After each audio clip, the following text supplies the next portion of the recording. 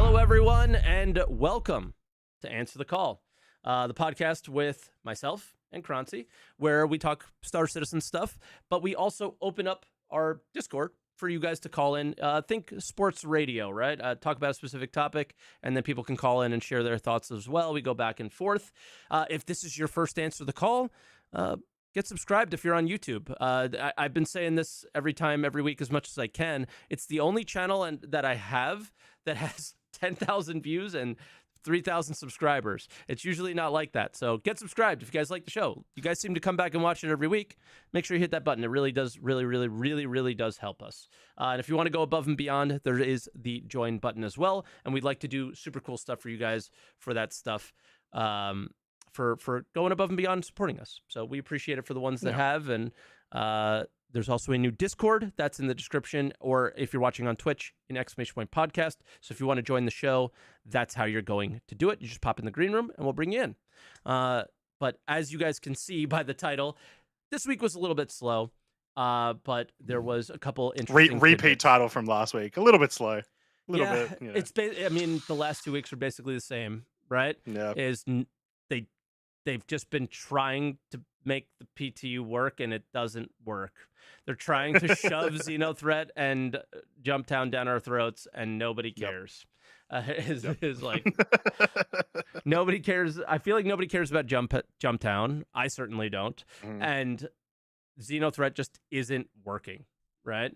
Yeah, I would love to be in a Xenothreat right now and having the time of my life, but like, yeah, it doesn't work. Haven't been able to get it to work and haven't been able to push it. So I was starting to get sick on last week's podcast. I was extremely sick all week. Did you get an opportunity to try any of the PTUs, try Xenothreat, try any of this stuff? I haven't bothered because every time, so the PTUs tend to go live at like 6 a.m. my time. So normally by the time that I'm able to give it a go, it's like been 12 hours later. And everyone in my chat has said, don't bother. It's everything is garbage. Don't even give it a go. So I haven't. And unfortunately, the other PTU, which I would have tried regardless of how bad it is, the cargo patch just also hasn't come out yet. Yeah, there hasn't been a Neva Carta yet. They originally mentioned 2 weeks ago now that it was going to be like soon-ish. Wednesday. Keeps getting they keep saying Wednesday and then it keeps getting pushed. So once again, hopefully this week. But like at least this week we did get the monthly report. And the monthly report does usually have a fair bit of information in it, and it had some pretty sweet information in it today, to the point that it's probably going to take up the bulk of me and Mike shouting at each other. But like in terms of just things that are happening, it's feeling a little light. The biggest thing this week, at least from me, and it may be for you too, Mike, was the Atmo Esports AVS charity tournament. Yeah, it was insanely cool. It really was. I mean, it's my second Atmo, I guess, fight or flight style tournament, and it was so fun. Yeah, like anytime you put like extreme restrictions. And both tournaments that I did had incredibly extreme restrictions on the players of what ships they can fly, what weapons they can use, so on and so forth. Like the first tournament that I ever did, they told us what ship we were flying in that round, and we didn't know what was coming. So like in the moment, you had to strategize, and that's what comes forward was player strategy. Like there were incredibly skilled pilots that did not make it to the end because ship choice and strategy outplayed the skill of the players, right? Like Burks was out in like loss, right? Yeah, super strong player. Yeah, team hashtag not last came equal last. Like it was very interesting this time around because I think Master Mode's even the playing field so much. Along with the rules, that strategy was king, as well as like there were a couple teams that were just a bit stronger than others, and those were the two teams that came in first and second. But like my team chose the wrong strategy, and we lost. So the only time that we won was when another team chose the same strategy as us. Yes, and you crushed them. You annihilated We lost them. the first round. I wouldn't say crushed them. You lost the first round, and then you handily defeated them in game 2 and 3. Like, by far. So for reference, guys, the way that this tournament worked logistically, because this was also a very, like, big experiment for both, like, master modes, for private lobbies, which was a massive deal and made this so much easier and better, as well as just, like, trying out formats. And so, like, part of the formats was, it was 3v3, but if you brought a heavy fighter with 2 seats, you had to use both those seats, right? Yeah. So we didn't yeah, we saw didn't some see that rule, actually. So we were planning on going. We were actually planning on. This was our initial plan. Me and a Talon, expat in a buck, and Knebel in a Scorpius. Oh, okay. So yeah. And then when we learned that was because we just brushed over that rule, just didn't see it. We were like, oh shit, and we kind of scrambled and then went with the Hurricane, because our initial plan was Hurricane, but I was in the turret, and then I couldn't get my turret to work. Whenever I moved, my head would move and the turret wouldn't, and no matter what keybinds I removed, it was always the same. So yeah, it was rough. This is actually my first time watching the tournament from your perspective. So I think this is the first round that we lost, but I want to know from you, did our strategy piss you guys off? Because we stood like we lost right away because they went towards the station and used the station against us, and then we said, nope, not happening, you're coming to us. And I literally just sat there like this and waited for 2 minutes in one of the fights. So I was like, ooh, is this lack of action making them upset? No, it was kind of cool because, like, for real, it wasn't really like 2 minutes. It was probably more accurate to like 30, 45 seconds before action started. Felt like forever to me. Like an eternity. Yeah. Because we were like, we were just full of nerves. I think it came off really well as well, because we got to also see Zero State like do something which I think Zero did during one of the other fighter flights, where it was like, all right, if you guys are gonna try to get us to come to you, we're just gonna try to hide around Jericho this entire time. And it was kind of cool seeing the interactions there, and then watching Dora and Expat try to goad the other Hurricane into engaging and stuff was super cool to watch. So I actually loved it. I think I was sick. So but yeah, it was awesome to watch. But biggest thing is, like, so this is our first time doing a major tournament like this with private lobbies. Obviously, Mike, you got to experience the Ignition Expo in private lobbies a couple weeks ago. But this is our first big, like, combat tournament. Yep. And yeah, insane. Absolutely insane. For reference, when we used to do these tournaments, we would have to do them like in Hurston. People would have to go back to the landing zone, get a new ship out, come back, or like respawn, however they wanted to do it, which would just take eternity, right? And now we can just respawn all the time. It's, oh my god, it's actually happening, Mike. We can do esports in Star Citizen now. How about this? Like, people were like, oh, the griefers are going to come for this event. And none of that stuff is applying at all, but I did it. No, he did it. It's not a pod unless Mike does that. Oh my god, it's like not going away at all. Okay, there we go. There it goes. That was weird. I think I double clicked it actually, because I definitely hit it. I'm upset at myself. But it's not possible for those things to happen anymore, which is so cool. And this is where these events should live anyway. Exactly. Like, all these events that people want to do in the PU, a lot of it never made sense, and they always should have lived here, and now they get to, and it's what Arena Commander is great for. It's great for a lot of things, and this is one of the things that it is absolutely great for. But yeah, it was so much fun. I think the rule set is what made it the most fun. I don't think you can take this rule set. Like, a lot of people were like, oh, Yogi should learn from this. And I'm sure there's a few less, like, people just want to shit on Yogi, and it bothers me. But I think that there's some lessons that could be learned from this. Like, what was like, let's try to be like positive first and be like, I think the way that ship archetypes played into the roles, like, whoever decided to try to do 2 interceptors, which nobody actually did, I don't think, won. And like would have easily won, but the like certain choices mattered. That's awesome. Like how many times has CIG wanted to say choice matters, right? But like obviously this was an extremely different than what a PU scenario would ever be like. So it's like exactly. There's not that many lessons to learn, but you don't balance the PU based on how you would do a 3v3 tournament. Exactly. There's things that you can like. There are things and ideas that you can content take creator tournament. Like these aren't PvPers. Exactly. They're all trash. So why would you balance them off that? Not all, but a lot of us were, and I am included in the trash, so I take that. Like the lessons that you can take from it. The lessons you can take from it is like, all right, well, why did we ban certain ships maybe, right? And it's because they're too powerful in a bunch of situations, including this, right? And the weapons. Those are the sort of things that you can do. Same thing with the weapons. You can sort of do it on that way.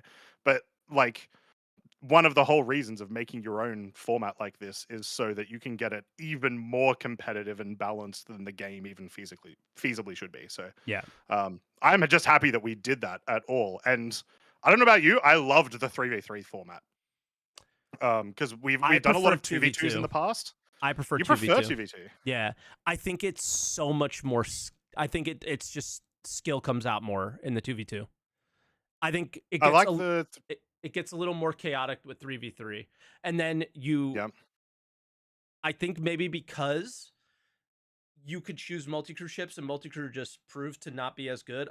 Like obviously I didn't have as good of a time as people who went further, so maybe that's why I feel that way. But I had such a good time in the 2v2, and we obviously went to the finals. So it's a little, maybe I'm biased, right? But I felt like I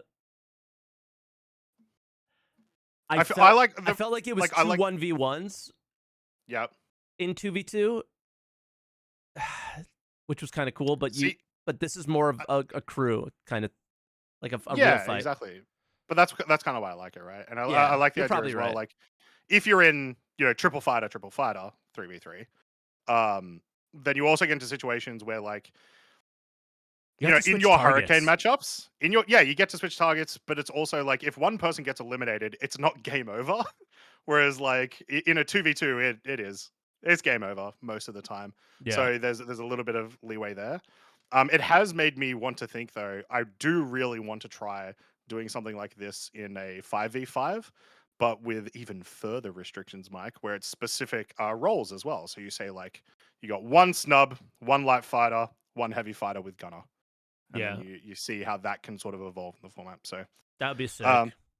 It was really sick. It was really awesome. And in addition, $25,000 raised. What were you guys like hoping to get? Because it feels like you smashed it. Were you just trying to get the? You were just trying to get 10K for the go-karts, right? Yeah. So it was 2 charities technically, but the first charity, like raising for the first charity, was for things that go to the second charity. So it was always both charities. And the goal for that was 10K, and then it was essentially anything over that just goes straight to the second charity. So yeah, we went 25K, which was insane. It was a funny moment. I think the day before, as we were setting up, I was talking to Detox, and Detox was like, it's not going to happen. But what happens if we don't make 10K? I think we hit 10K before the first match started. Yeah, so. It was. You were at like 3.5 before the stream turned on. Yeah. It was nuts. Yeah. And just, dude, set up. Like, I see expats here in chat who was like our MVP for sure. The setup was so smooth. Like, spawn in, okay, just meet over here, go. Yep. It was awesome. Like, compared to the first fighter flight, oh my God, it was so much better. That, at the end, I've told this story plenty of times, so I'm sure many people have heard it. The final was supposed to be best of 3. We just were like, no, just one fight. We're done. We're so tired. We're done. Like whoever wins wins. Like we don't care at this point. Like that's basically what it was. It was too long. This went pretty snappy. Like it wasn't that bad at all. So yeah, no, it was nice and smooth. Which I've fully put into more than anything, just the fact that we're able to run it on Arena Commander with private lobbies. It has made me realize these are the next things I need for this though.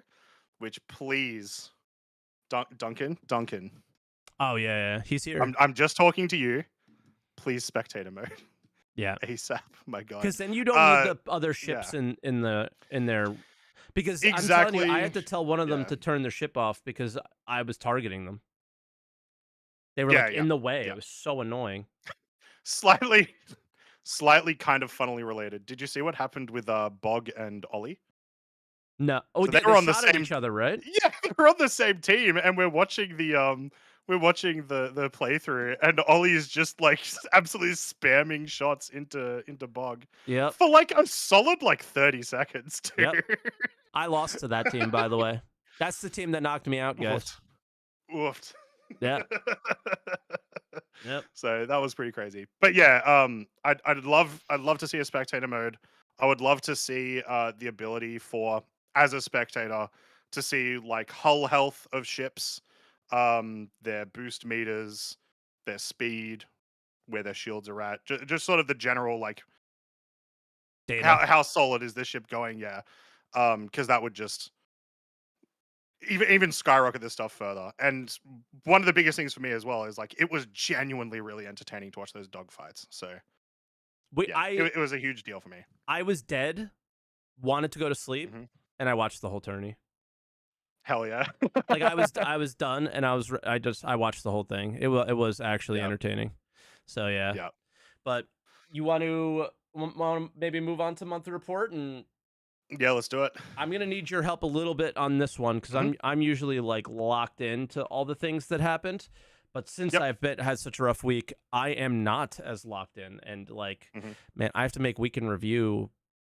I don't know how I'm gonna do it. I usually work on it throughout the week, and I have to do it all in like now, and it's gonna be brutal. Don't worry, there's a whole script for you in the monthly report. You just read that out word for word. Thank God there's no hour video. and a half long video. Thank God there was no ISC or SCL worth talking about. That's all I gotta say. It'll make my life a little bit easier for sure.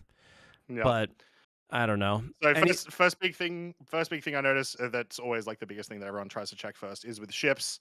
So obviously they added the stuff that we already know about that got added during Invictus. But then in addition, the Zeus Mark II, level of detail 0. So that's sweet, the end, basically.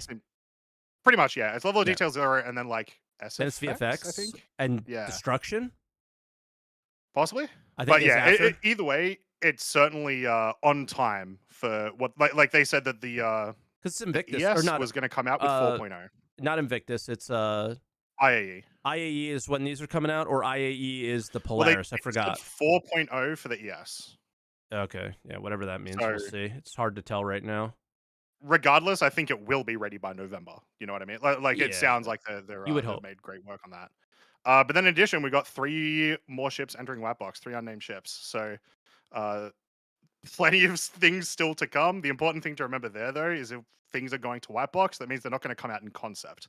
They're going to come out straight to flyable, most likely. So correct. Cool. Awesome. Always keen for that too. Also, just around one thing we did not get this week that we were supposed to, Ironclad Q&A.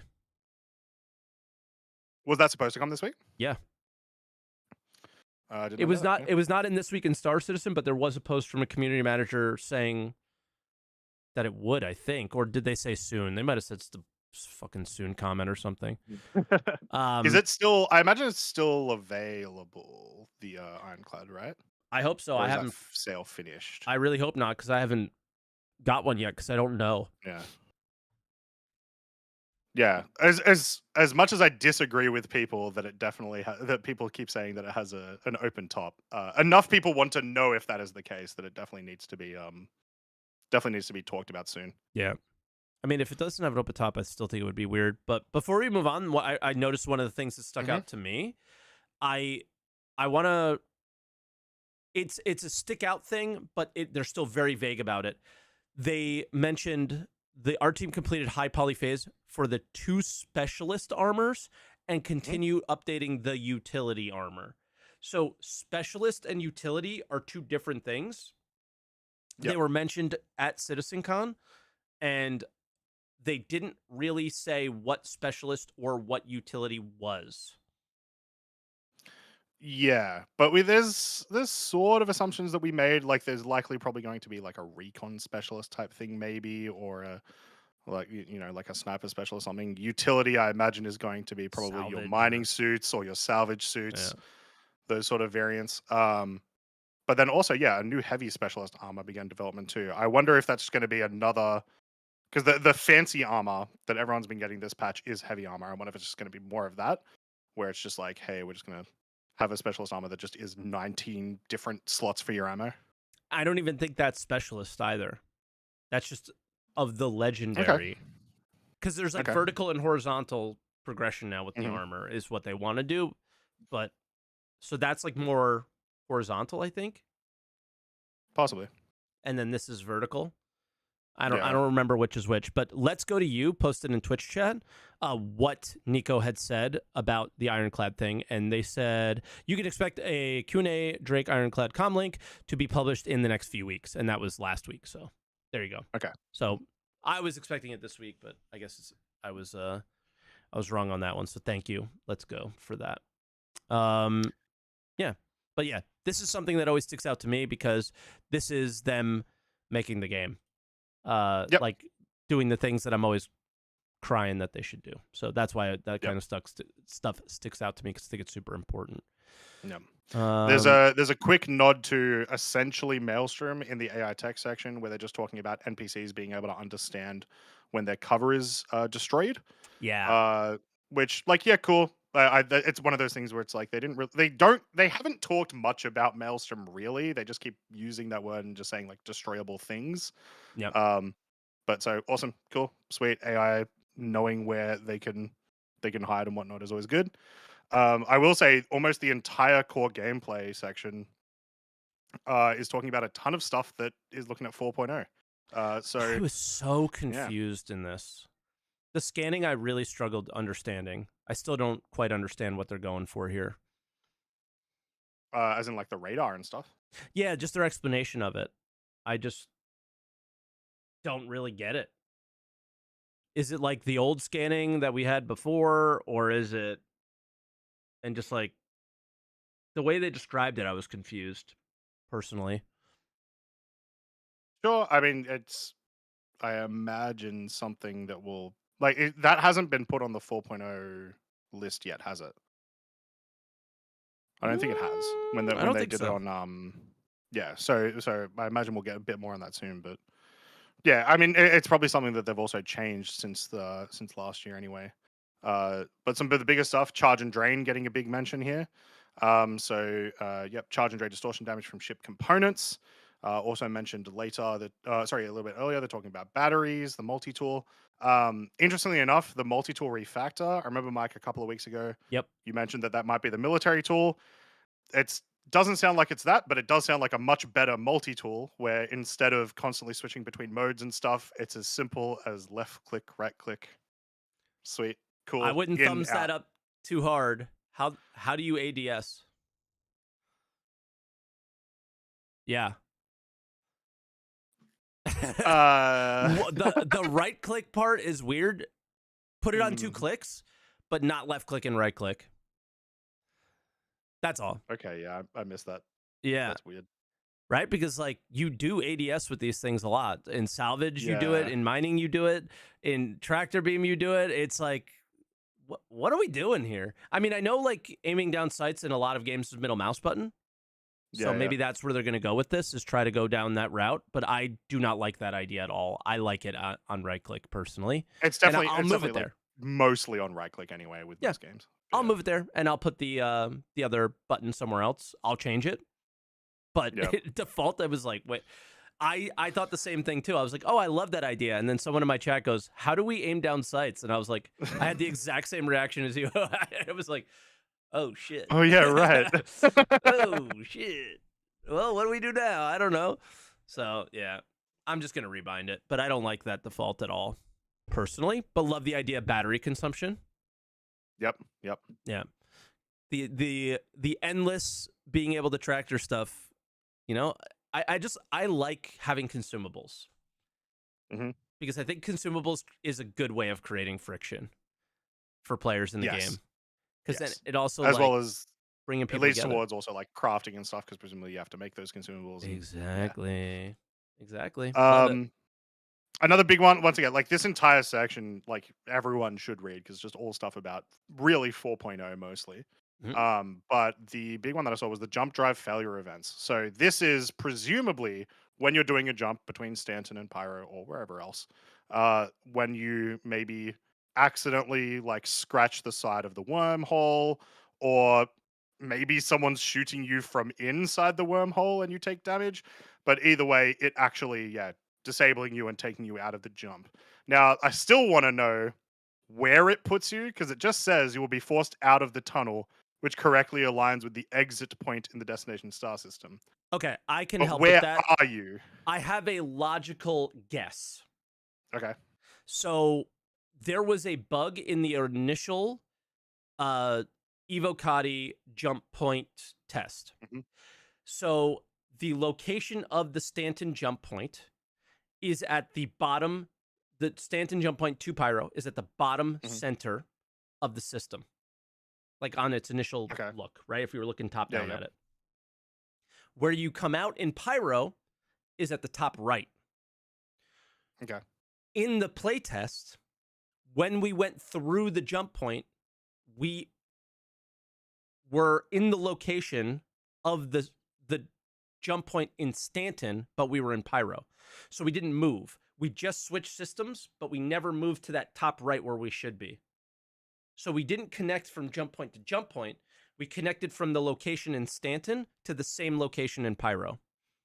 Right? Right. Understand? So what I think is going to happen while you're jumping through the jump point is you will instantly be at that point in Pyro when you go into the jump point, because another thing that happens is the skybox instantly changed to Pyro. Okay, sure.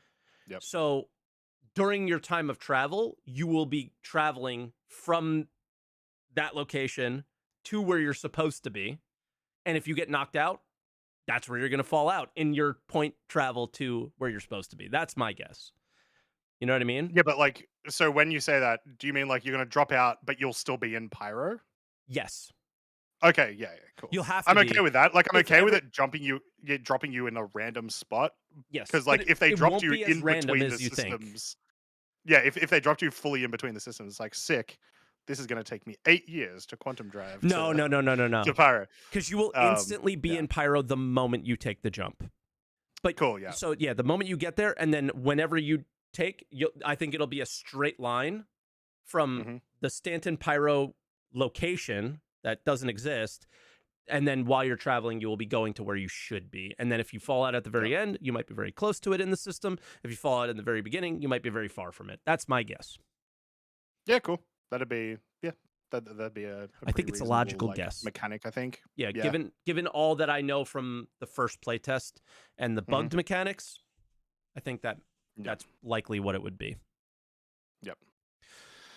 Cool. Engineering stuff. Lots of engineering stuff, lots of power pools, which I don't super know what that means. I imagine it's maybe the things where it's like, I think it's weapons. At each of the... Sorry?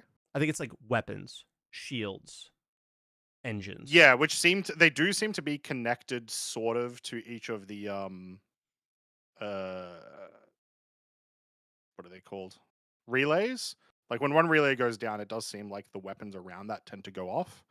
So I wonder if by a power pool they mean like everything in this section gets turned off or something. Hmm. But yeah, that could be like around a certain what are they called? The relays, maybe. Yeah, the relays. Sorry. Could be. I don't know. I mean, and then lots of things. I don't know. Whatever objects of interest and like scale. Like when they went into this, it just was a little vague. Yeah. I'm just like, scanning is such a borked thing in the game for me right now that you're really excited to see what the plans are, like taking it to the next level, taking it essentially to the 1.0 level it was what we're assuming they're going to be doing. But I was lost by this. Did you understand any of this? Because No, Not yeah, not a clue.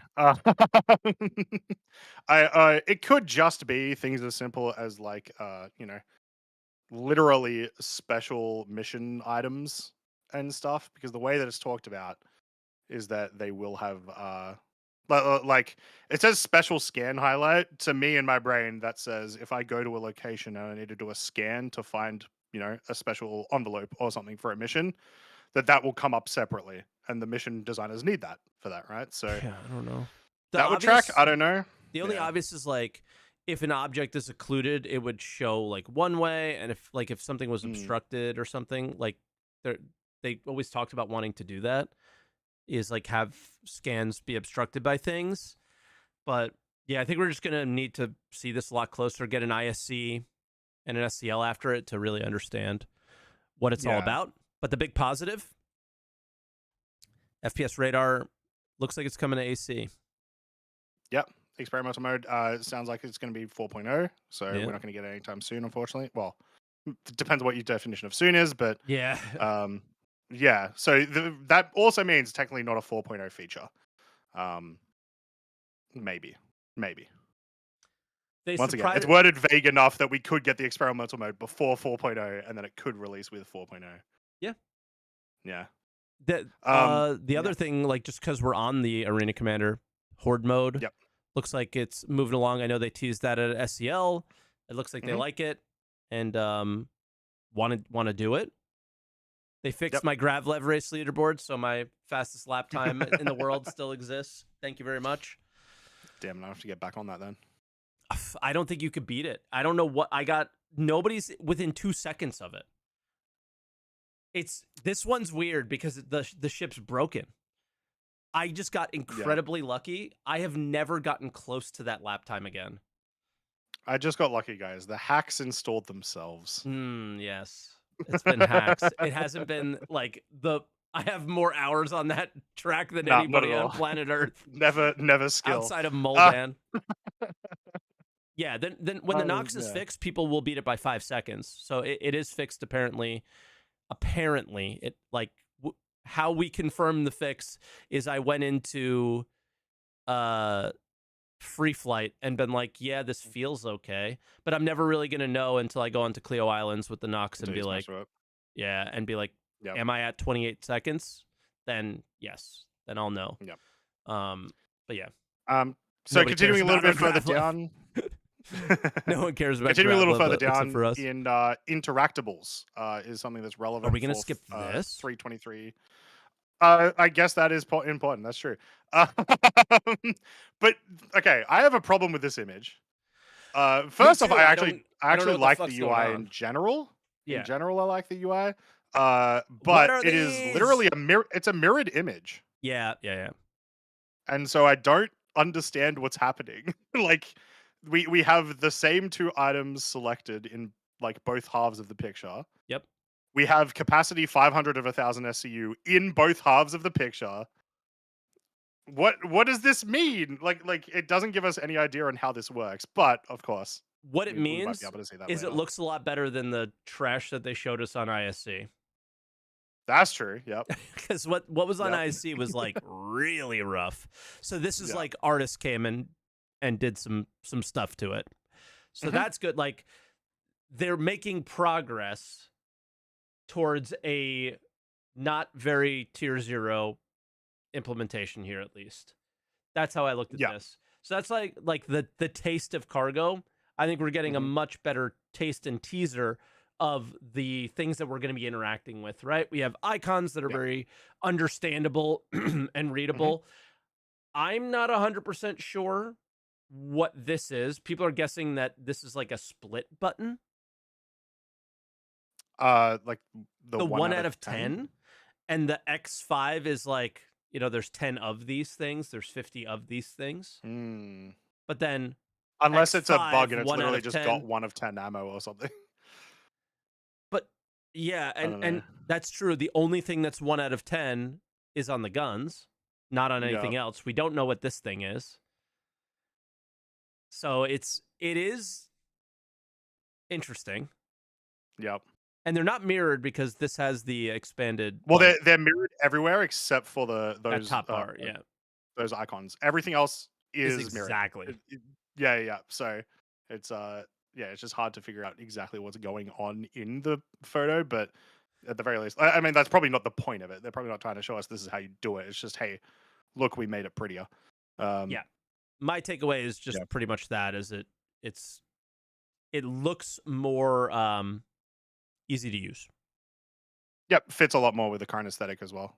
Like Yep. 323, all the UI changes in 323 changed the aesthetic of the game quite a bit. This is much more in line with that. Yep. So I don't know. I'm just excited to get my hands on it. I'm so tired of waiting. Like I am so excited. I just want to play with it. Gib Evo. Exactly. I don't care if I'm crashing every 20 minutes. I can do a lot in 20 minutes. Let's go. Yeah. But yeah, so the one that I wanted to move towards is in relation to that. It's the interactables. So there was a bunch of stuff to the economy. We know that they've been working on that a ton. And they're going to continue working on that. So expect it to literally probably every month say, hey, we're making changes and we're looking at making changes to make it, better. Yeah. They seem to be like, this is the whole effort versus reward thing is going to be a 4.0 thing. But yeah, where we will see the fruits of that labor is in the hauling missions. Yeah. So again, give, please. And speaking of give, please, give these. So we have some new models for some of our commodities. So these are the liquid commodity boxes. Yep. Which look very traditional to real life liquid storage containers. Cool, sweet. I'm okay with that. I am so bored of just boring different colored like squares. So that's nice. But I Whoever also did the wanted art to point killed out, it too. Yeah, I mean the art team. You can never fault the art team in Starset. It's just really... I can't. There is nothing that I've ever looked at, and sorry, I'm going to take that back. There is nothing that is objectively ugly in Star Citizen. Of course there is. Lots of things that are subjectively ugly. For example, the Avenger Hornet. Titan. No, maybe, I don't know. Somebody said the Starfarer. Yeah. The Starfarer? You're lucky I'm running a podcast and don't feel like banning you. Don't ever talk about my Starfarer like that. But I think they just did a really good job with these in terms of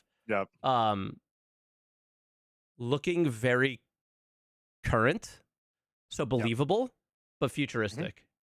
Yep, but also recognizable too. Like if you are if you're a pirate or something and you're like, cool, knock off this whatever, it's going to be very easy for you to realize what type of commodity these are very quickly. So that's exactly what you want, right? For sure.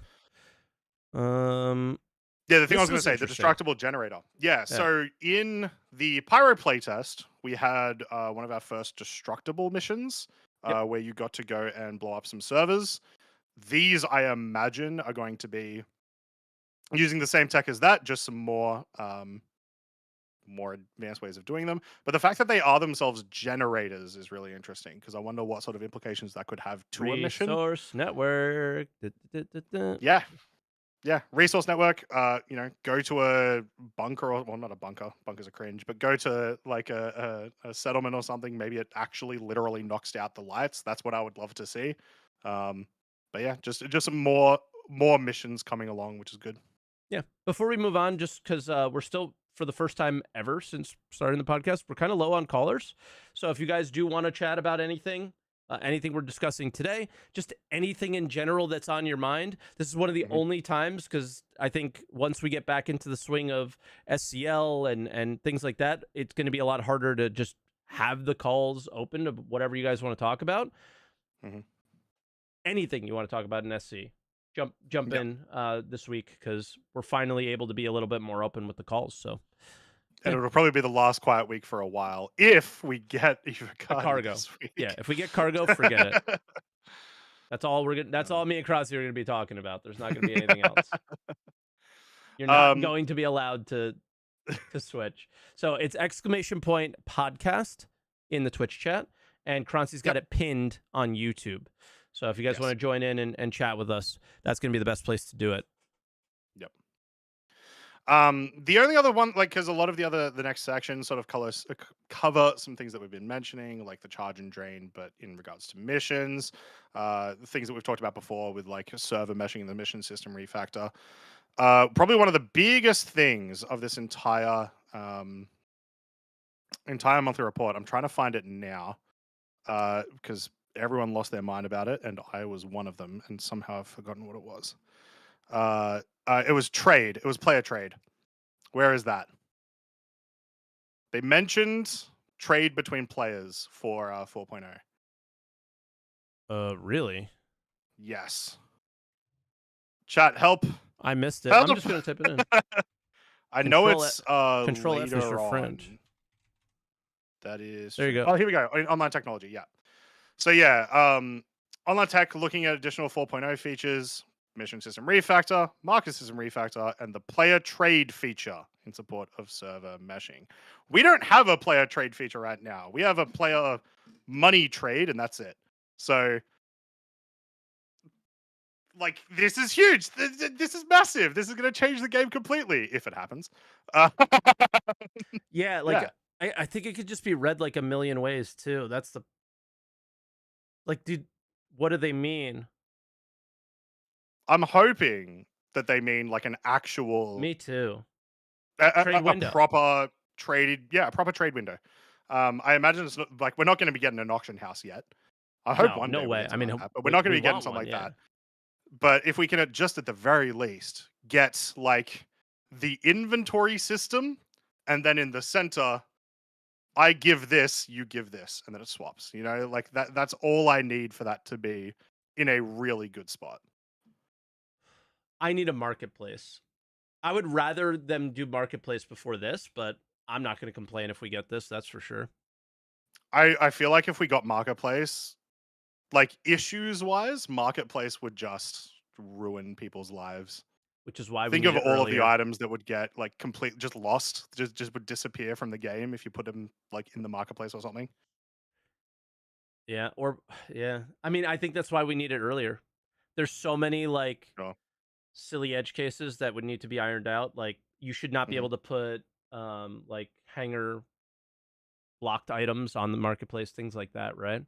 Yep. Because then you just sell them and then get them back. It's like weird, stupid stuff. But I'm as intrigued as you are, but I'm maybe not as excited as you are yet because I just want to know more. I will be as excited. I know I will, but I just want to know more. I hate when they do these little sneaky like, ooh, this thing. Just tell me what your plan is. I talk about it all the time. Just be open about what your grand design is as much as you theoretically can, and just stick to it. And it's like it's always these like, oh, it's a player trade feature, and it could be this, or it could be that, or it could be, and it's just like, just tell me what it is. Well, because of the way that they talk about it in this, which is once again, it's not very long or anything, but also because it's with the online tech team, like this isn't in the core gameplay section, which is where you kind of expect it to be. I imagine it's literally they've just said, like, obviously we want to do player trading. Hey, everyone responsible for online tech, how the hell do we make that work in the game? And go. Yeah. And how do I transfer? Now, so. Because one of the biggest things that we have. So what I think this means, actually, now that you say that, you really made a little light bulb moment for me. You know, when you are in a party, but because you're in a party, you can share like you're able to sell somebody else's items. Yeah. I think what this possibly could allow is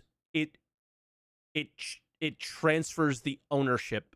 It's like the tech behind the scenes that transfers the ownership in the database from you to me. Yeah. And then it comes down to like lots of work from designers and other things in the future. So this could theoretically open up a marketplace. This could theoretically do a trade window. It's up to them what they want to do first. You're almost definitely right that it'll be a trade window first, right? Like it's the simpler thing to do. I think they've even mentioned a trade window as the next thing they wanted to do after the Mo Trader or whatever it was called for money, and then they never did it. None of those guys that were in that ISC work at the company anymore. So it's like... Yeah, I was going to say, the fact that was even before my time is, I imagine that's no longer a thing. Like it may have the priorities have changed so much. It literally may have been before your time. Like it was... Yeah. It was a lot of the around the time of, it was before we ever had a dynamic event, I believe. Yeah, I think it was also before we had prisons, because I remember when I first started, being able to trade merits had like just been added. I think so. Perhaps, yeah, I don't remember. Yeah. I mean, time has flown. Yep. Time has flown at this point. So, we had a few people in the waiting room, so I'm just dialing them in now. Nice. So yeah, obviously tons of stuff in here. Make sure once again, guys, that you read like through the entire of the core gameplay, because that's going to be the stuff that's most relevant. It's all talking about 4.0 and stuff that they'll be looking at releasing after that. It's never a guarantee, but you know, we know at least what they're working on. Yep. This was another little sneaky call out. Tech Design is setting up test levels for harvestables. Mm-hmm. I think, you know, if you're going to put a new system in like Pyro, there needs to be things that make sense to take from Pyro and bring to Stanton. And hopefully the unique harvestables in Pyro are those things, right? Whether it's minables, whether it's salvageable things, or some plant, you know? That makes sense. But yeah, just another one of those things that I think will be more like a 323 type update. I think 323 was really good to be whenever they do decide to put larger, more encompassing features, all the things that they've done in 323 are going to just allow those things to be more fun. So stuff like this is similar to that to me. But yeah, I think that was all we did my end. We did go over the most important update in the monthly report. What's that? And that is that the Space Cow is continuing to get animation work on it, ladies and gentlemen. It's coming. That's right. I did see that. When are they going to let me buy one? When are they going to let me pledge for a Space Cow? They wouldn't let us pledge for the Drake Raptor. They're not going to let you pledge for a Space Cow, sadly. It will be the Raptor first. Here it is. Yeah. I had to scroll up way far to find it. Sweet. Yeah. I think that's the monthly report. Do we want to talk a little bit? Yeah, that's the monthly report. Do we want to talk a little bit about the clarification from Jake about the Ironclad? I don't have that one up. Was it the Ironclad or was it the... It was very, very quick and simple. It was not the Ironclad. It was how will commodity trading work at like the smaller outposts? And he just linked the picture of the sneak peek that we talked about at length on one of the podcasts not too long ago. Yeah. But he said, like, yes, they're going to work there. Yep. So most likely they're going to be at all of them. I think even the one that was mentioned was like Pickersfield that doesn't have a landing pad. So I'm kind of curious how that is going to play out. But outside of that, it appears like they are...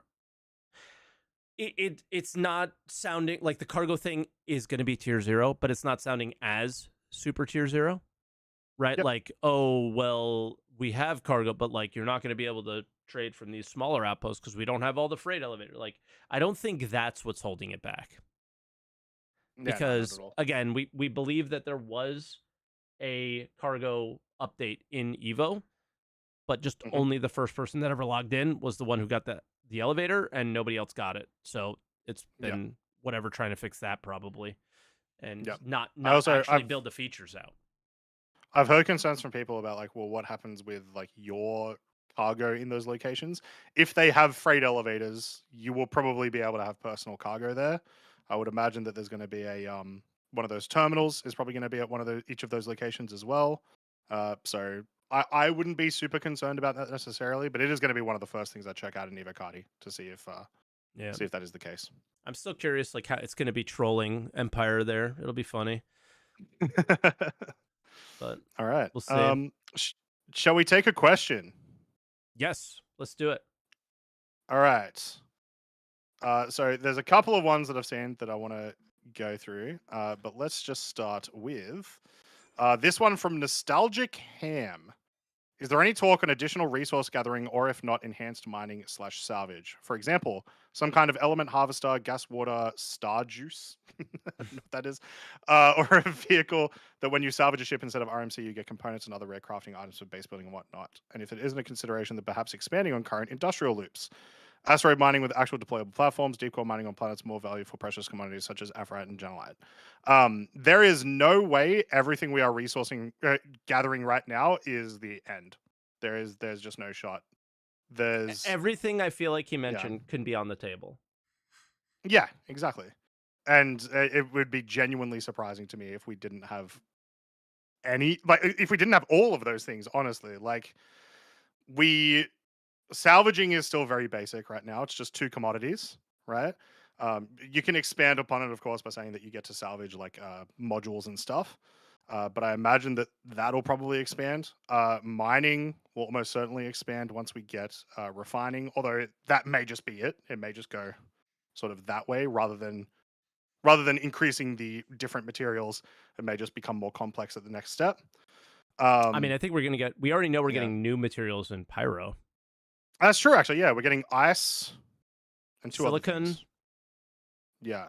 And something else. I think it was another metal. Regular. Yeah. Yeah. Common metal, if I remember. Yeah. The big one, though, I would be interested. Yeah. Like, so in sci-fi, gas harvesting is like a massive thing that happens all the time, right? We don't have that. That's why I bought a Starfarer. Yeah. I just wanted to harvest gas from like gas giants and make fuel and then sell it to people. Like, that was like my first imagined moment that I ever had that made me buy a spaceship that was way too expensive.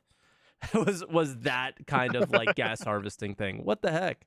And then the first time I watched the first episode of The Expanse, I was like, how are we not harvesting ice? You know, like those kind of things. We will be soon. We will be. That's nice, at least. Yeah. Cool. I'll go for one more as well. And remember, guys, you can submit some questions for the show in the Discord. The best questions are the ones that breed discussion. I'm just going to keep saying that for the rest of my life. If you guys don't want to like call in, because sometimes it's a little bit scary, we want to open up the people who are in the conversation to people who may not want to come in the chat or whatever, right? Yeah. All right. This one is from the Mac Cloud. Is it concerning that important fixes for the game isn't getting to live because it seems CIG are wanting to prioritize patch releases based on ship sale events? Does this make you positive about the future of Starset? What can CIG do to make it better? If CIG was just straight about their intentions for patch rollout, be better, or would it be worse? We actually talked about this a lot just before Invictus, because obviously that like just happened, and we had the patch the week before I think it went live, and then we had like the 0.1 like 3 days before or something like that. Yeah. It sucks, and it's sucked a lot in the past. This is one of the first times that it feels like they were like okay to release the event, and it worked well. For the first couple days, it was okay. It definitely degraded over time, but there's no way to know if it would unless it did, right? Yeah. So, my big thing would be like less bad this time for sure. Yeah, exactly. I think this actually reminds me. I think there was a mention this week that they are changing how they discuss fixes on not Spectrum, on the issue council. Yeah. Where it's going to be labeled like something about it's going to be labeled as fixed within the next few patches, right? Like they're not going to say when it's coming. They're just going to label it as fixed within the next few patches. It'll come at some point. I mean, that's sort of an interesting thing. I think that helps a little bit with that, but I don't know. I would also argue, though, that like the push for Invictus kind of worked. Yes, there were still bugs. Right now, they have delayed 323.1a over and over and over again because they don't want to push it too early and absolutely crush everyone's dream post Invictus, even though our dreams are kind of already crushed because the servers have gone to just They have to end Overdrive on the right foot. Yes. Like, Xenothread has to work. Like, it can't not work because it but at the same time, it kind of goes to that person's question. Are they doing that so the ship sale goes well and they can close out that last chance F7C Mark II, get your last chance at it kind of thing? You know, I don't know. You can always wordsmith your way into thinking that they're being scummy, or you could always wordsmith your way into thinking that they're doing the right thing. It's so hard to tell sometimes, but every year, Invictus launch week comes. Without them having to say it, everybody knows what the deal is. You're going to have a fucked up patch, and they're going to push it out and rush things more than they should. And it is what it is. We get that twice a year. It's what they, for me personally, it's what they don't do. It's what they do on the other times. If they do the right thing on those, I guess, I concede, because I'm never going to win the argument of we need to stop these ship sales. This is not good. Because as good of the idea as you had last week, Croncy, about building chips, I don't think they're going to do that. So, because it would hurt their sales. Nah. I want them to do it so bad. I mean, I think it's an amazing idea. I think it's literally perfect. But yeah, I don't know if they're capable of doing good stuff yet. On your thing of just like, it's like what they do with the other patches, I think to the detriment of me not getting to see what cargo gameplay is like, I think that's exactly what's happening right now. Is they are waiting as long as they can to make sure that it's in an okay spot. Do you think cargo is delayed because 1A isn't good, or do you think cargo is delayed because it's not ready? I think cargo is not ready either, so I think it's no big deal. Yeah, I don't know. I feel like it depends just how much resources, how much of QA is designated between the two patches. That's a good point, and that's probably not information we'll ever get. No, but I imagine it's split in some way. It's not going to be everyone playing 323.1a. So, I imagine it could be either way. But the way that they were talking about cargo last month made it sound like it was a lot closer than it seems it is now. Yes. But it could also be the case, because we've had patches where, features that have taken really, really long time to get into Evocati are then actually pretty good in like 2 weeks once they reach that stage. So, don't know.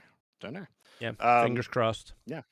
I do just want to do one more question, but only because this was on YouTube and someone donated money. So thank you very much, Chimera, for the $5. As a new player landing at night, when will there be an Area 18 spaceport HUD marker or beacon in game, or never going to happen? I don't know, but I want it. There already is. Wait, what are we talking about? Well, they added like the lights. Are they not good but enough? There's no HUD marker, is what they're saying. Oh, okay. I think the lights are great, though. Yeah, they help. Yeah. Alternatively, just get good. Find out where it is. True. Don't refund, please. But no, I just think that light was like perfect and was good enough. But if they want more, do we have a HUD? Well, we don't have a HUD marker at Orison either. A lot of people don't know where to go with Orison, and maybe that's a feature that's needed then when you think about it that way, right? Maybe being able to request your hangar a little further away so you get your marker earlier. Mm-hmm. That could be a good solution there. That'd be nice, yeah. Right.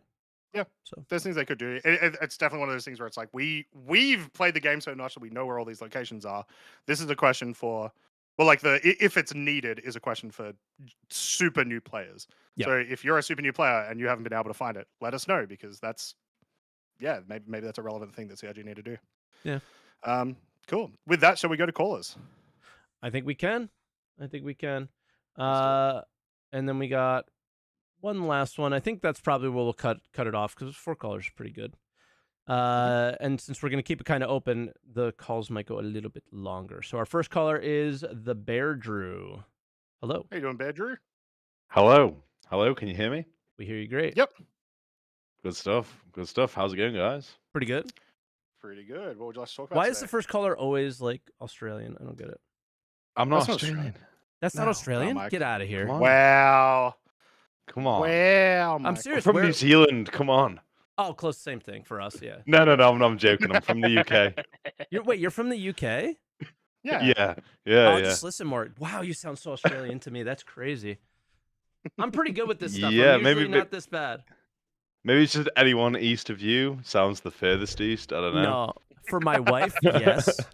Like we were watching Grand Designs from the UK, and she was like, thought that they were Australian or something. Oh, really? And it was like it was like really obviously they were like Scottish. And I was like, well, the thing is, within the UK, like from California, I don't know what's going on. I'm gonna have to turn tab out of the podcast because it's so weird hearing you guys and the lip syncs off. Always mute. Yeah. Always mute. Yeah, to answer your question, Croncy, I had a bunch of things. What I wanted to talk about, I had a bunch of things listed, but then obviously listening to you guys, I want to address some things that you have mentioned. So, sure. First thing I'm going to say is, I'm glad that you added the questions part of the podcast, being able to ask people to, because I've been watching you guys for like months, and been too scared to jump in, because it is quite scary, as you say, Mike. So it's nice that you've added that. Yeah. That's cool. Yeah, it's like literally sitting in the waiting room. It's like it's like the anticipation waiting to go in for a job interview. Except Mike's gonna yell at you. Will Mike yell at me or not? I really hope I don't upset Mike. No, I'm joking. Yeah. So that just want to say well done on the salvage video, Mike. Thought it was pretty good. Oh, thanks. Yeah, so I did like my first guide in a long time, and I was like, really, I don't know if I should do guides or not because other people do them so well.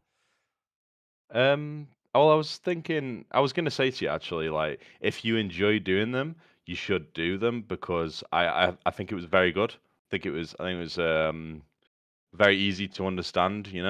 Thanks. So if you enjoy doing guides, do some more guide videos, man. It's why I made a YouTube channel. That was always the intention. Yep. It was never to do a podcast. It was never to make a week in review video. It was never to react to anything. It was literally just to make guides. It's what I wanted to do.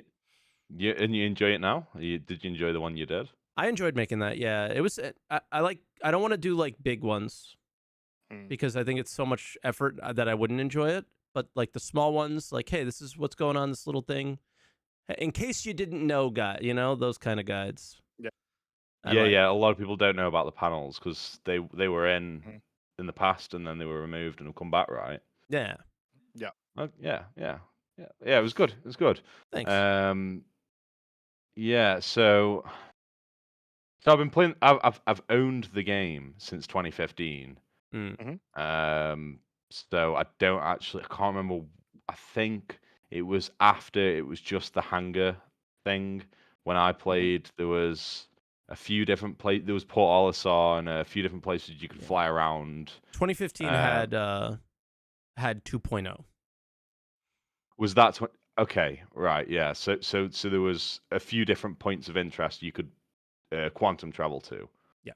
Sorry, damn. 2.0 2015, and we're only about to get to 4.0. 2 patches in what 10 years? Crazy. There's been loads more patches. Big patches. No. It was good. And then I watched the 2016 CitizenCon, Yeah. Daymar, the Sandworm, all that. And I was massively hyped. And I was like, I'm going to just leave it in the oven for a bit. And I've occasionally come back for patches, tried some things out, but not really played that much until this patch. And? So I've played enough that I know how to deal with all the jank. Sure. So that's not really as much of a blocker for me. I know like the workarounds for certain things, like when the inventory isn't working or when quantum's not working or plotting routes isn't working. Like I know how to deal with all that. So I think that's helpful. If I had not played since 2015, it would have been hopeless. Because sometimes things just don't work. But yeah, so I'm enjoying it. I'm really, really having fun, and I've only got an arrow. I upgraded I think it was Aurora to an arrow a few years ago when they added the new flight model a few years ago before this one. And yeah, so I'm sticking with the arrow now. After watching Mike, I'm like, yeah, this guy's making some good points. The more ships you buy, you're basically paying for less gameplay. Yeah. So because it's the only progression. It's the only money sink that we're aware of. But if you listen to last week's podcast, if it ever is what Croncy said, which was very simple, for a ship that like we craft, if that ship is X% better in whatever attributes that they want to do, then buy all you want. I don't think it's gonna matter. You know? I will also just say there's nothing wrong with like whether in game or not. There's nothing wrong with like buying to play the game less. That's how games work for the most part. What do you mean?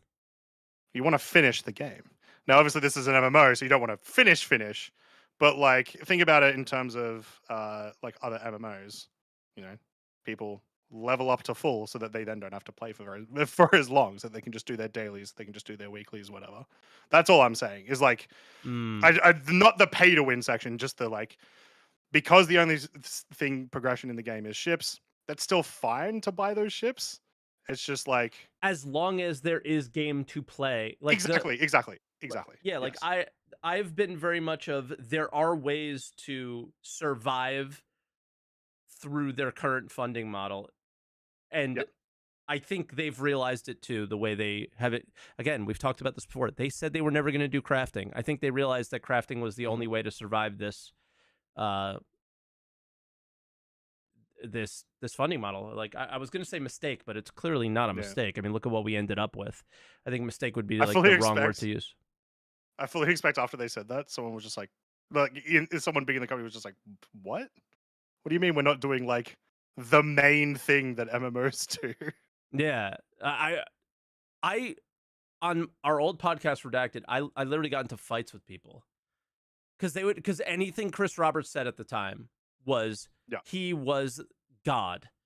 And because he said in a post that they don't want crafting, I was like, this is the stupidest shit I'd ever. This was when SaltEMike was born, was like around this moment. It was like people didn't realize that the evolution of 2017. My level of arguing with people, and like, I will die on this hill. There is no way you can make an MMO without crafting. It was just like, and the fact that people believed that that was a possibility was just nuts to me.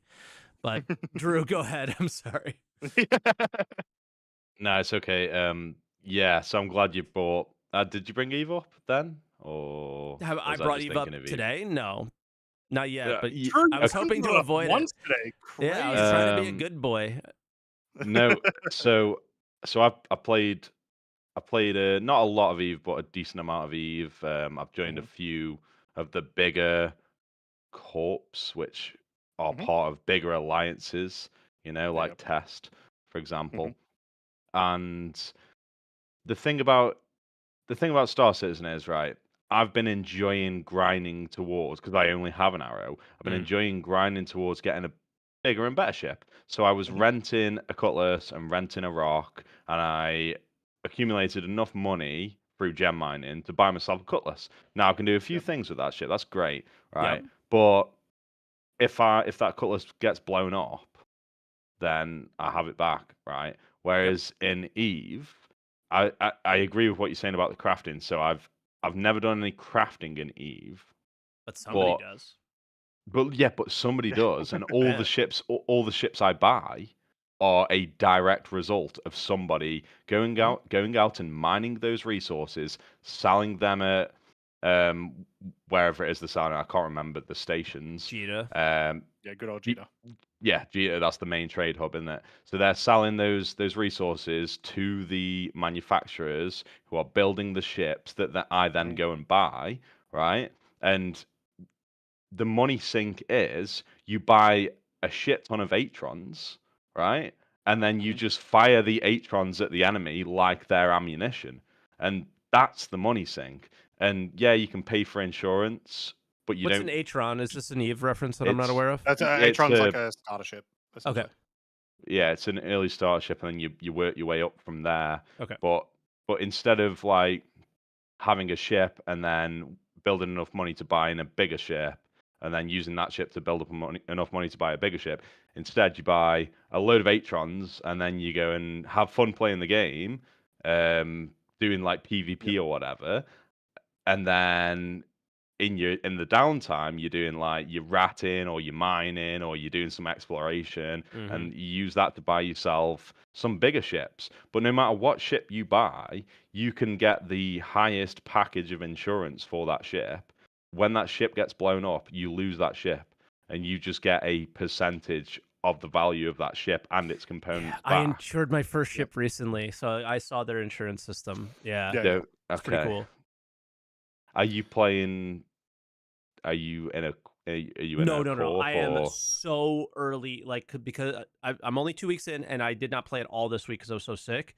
That the only thing I've done is I'm still going through the tutorial. I've basically done all of the industry tutorial, all of the mining, all of the market, all of the non-combat related stuff, and now I'm starting to do combat related ones now. So I'm going through the enforcer one. So I want to go through every chain in the tutorial first, figure out what I like, because I'm assuming I'm going to like industry and mining, but I don't know. So I don't want to train all these skills for things that I'm not going to like, right? So I want to figure out what I like first.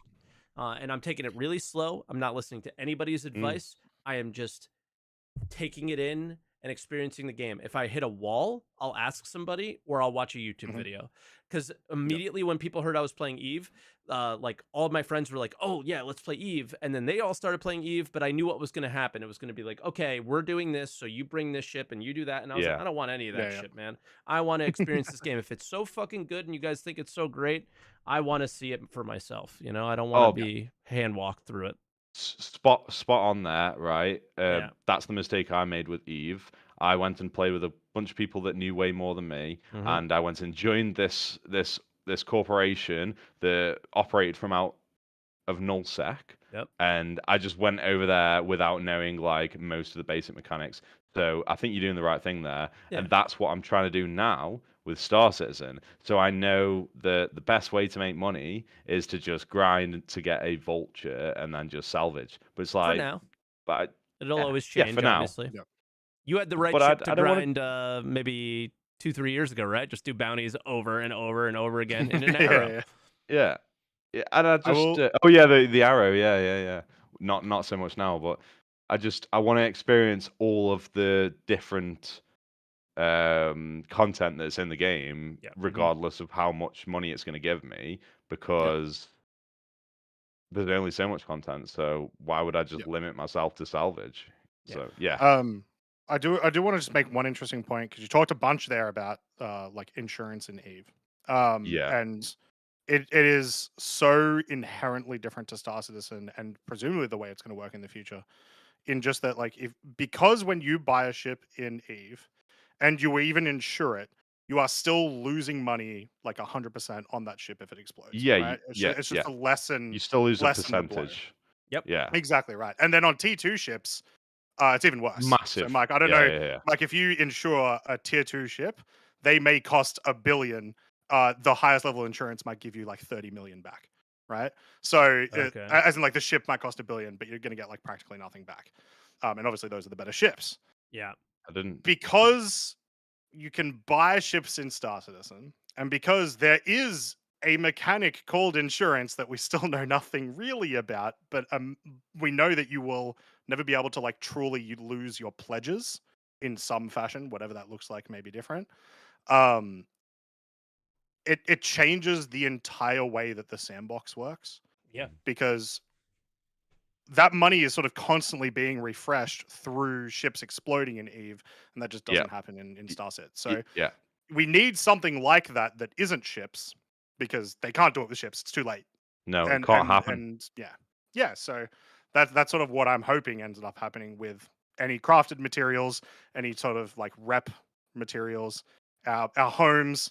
That's where we need to have those things in Star Citizen. That's why I think your point from last week makes so much sense. Is so you paid to pledge. You're not going to lose the ship, but it's just not going to be as good as a crafted one. Like, if you're gonna want the crafted one, and you'll just have your base ships to be base ship. Like, I love that idea. Is for the people who want to pay to skip, but it will be at a detriment. It will be at a detriment. Pay to skip. Right. And there's nothing like a bad, like, you would still feel good about having a Gladius that you could infinitely get. It's just like, you would still like, you would want to still work towards the Gladius that's 5% better. Yeah. Can I exactly. just incentive to play?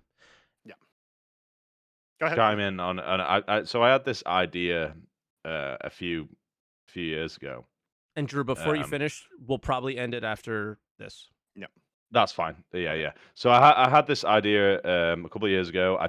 I don't think it's realistic because it would just require CIG to have too many servers running.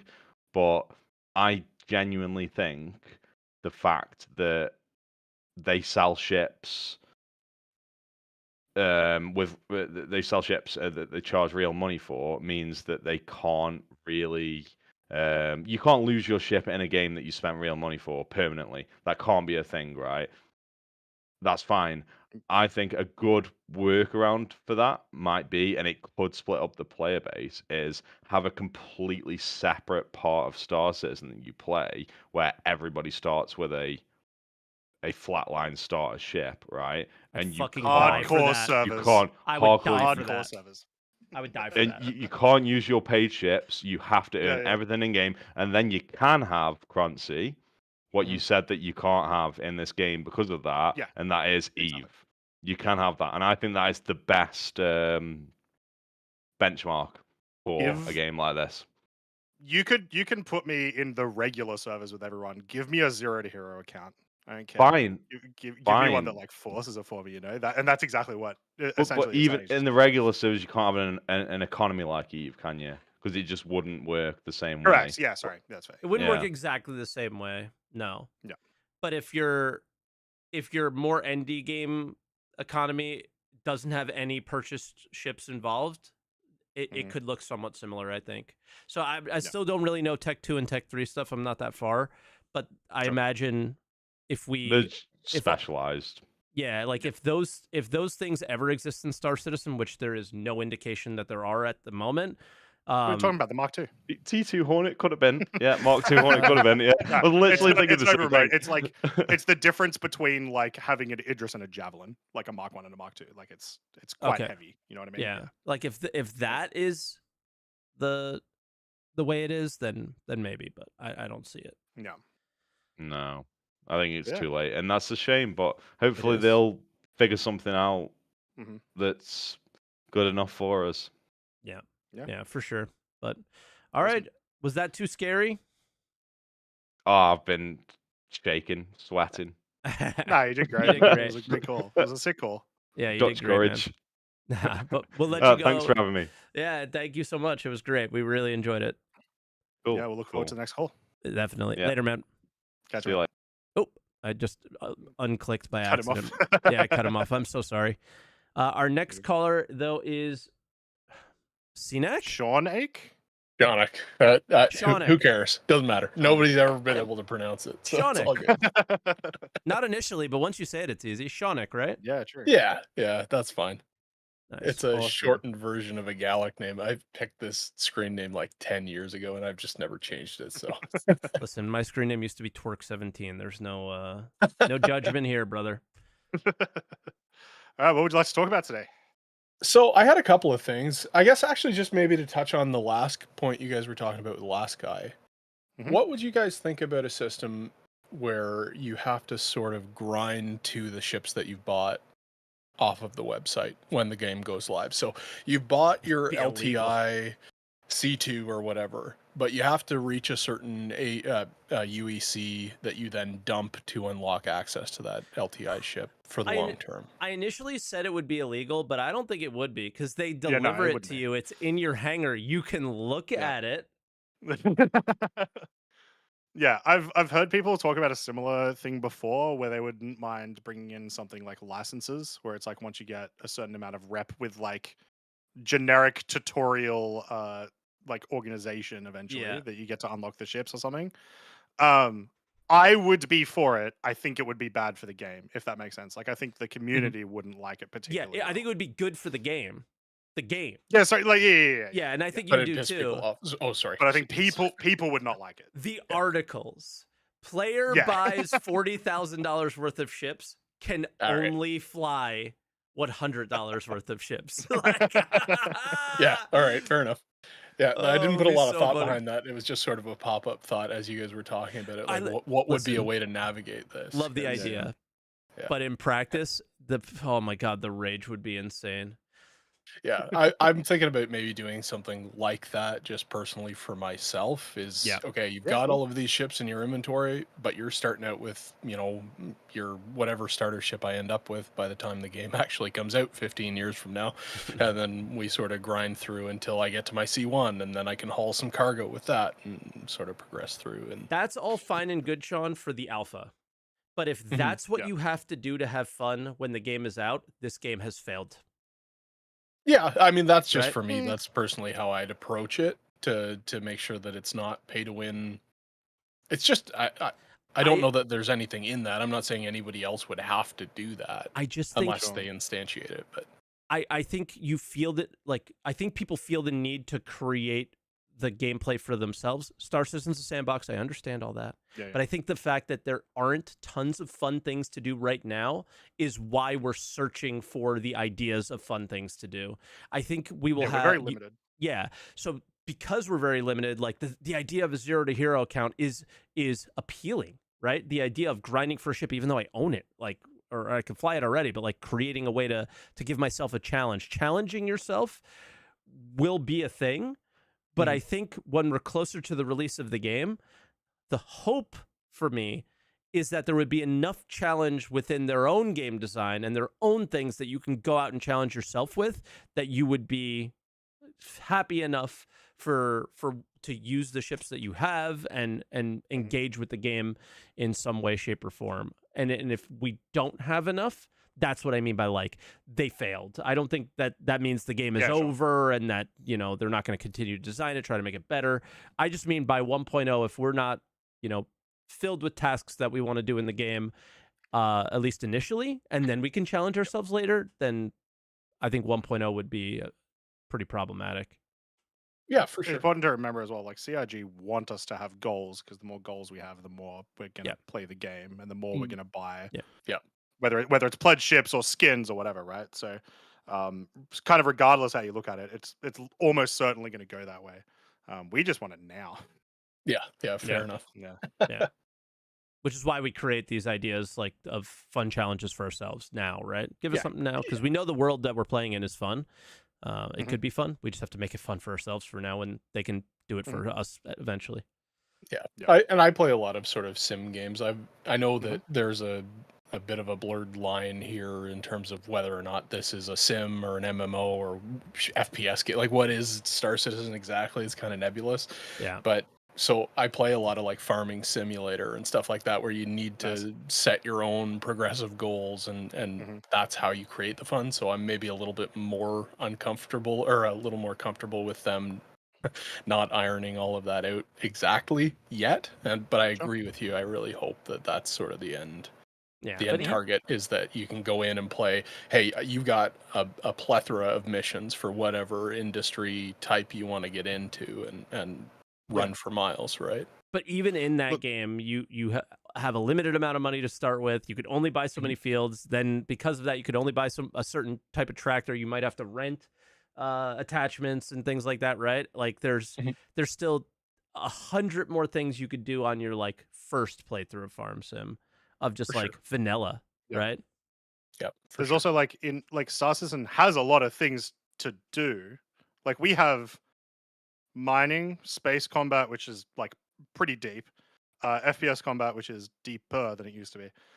We have salvage, we have like cave exploration, if that's what you're into, deliveries, if that's what you're into. We're about to have cargo missions. There's a lot of things to do. There's not many reasons to do them. There's not many goals to try to achieve. There's lots of things to do once. Like a sandbox, yes, it's like I set my own goals, but I can't make many goals in Star Citizen outside of make money. Yeah, for sure. That's kind of it, Yeah, with obviously them already having plans for some stuff. So, yeah, it's just a little different. For sure. The description of sandboxes, like we were talking about, turns out when you have Eve's a sandbox. Turns out when you have a game that is super vague genre, it's gonna have lots of differences. the everything game problem. But it's just like Eve's a sandbox, and like most people are arguing for more Eve-like economy mechanics, things like that, and Like the people use Sandbox as a crutch. I'm not saying that's what you were just doing, Croncy, because I don't think you were. But I do see people use that as a crutch anytime I'm like, can we add some gameplay, please? And they're like, well, this is Sandbox. Exactly, we make our own gameplay. And it's like, no, man, that's not what we're saying here. No, you can have both, right? You should have Sandbox where you get your emergent storytelling and gameplay, but also there's a reason to log on every day. There's a purpose within the game that sort of... It drives the Sandbox. There needs to be something that drives just it. more things in game to strive for. Yep. Yeah, for sure. I guess I have a couple other questions. This one's maybe just a little bit of a fun thought experiment. So I've seen a lot of sentiment, or that they're kind of people who play the game are done spending real money until X, Y, or Z milestone is accomplished. And I'm just done, period. But that's me. Yeah, I'm done because I'm broke. Oh well, that might kill this question. So, but.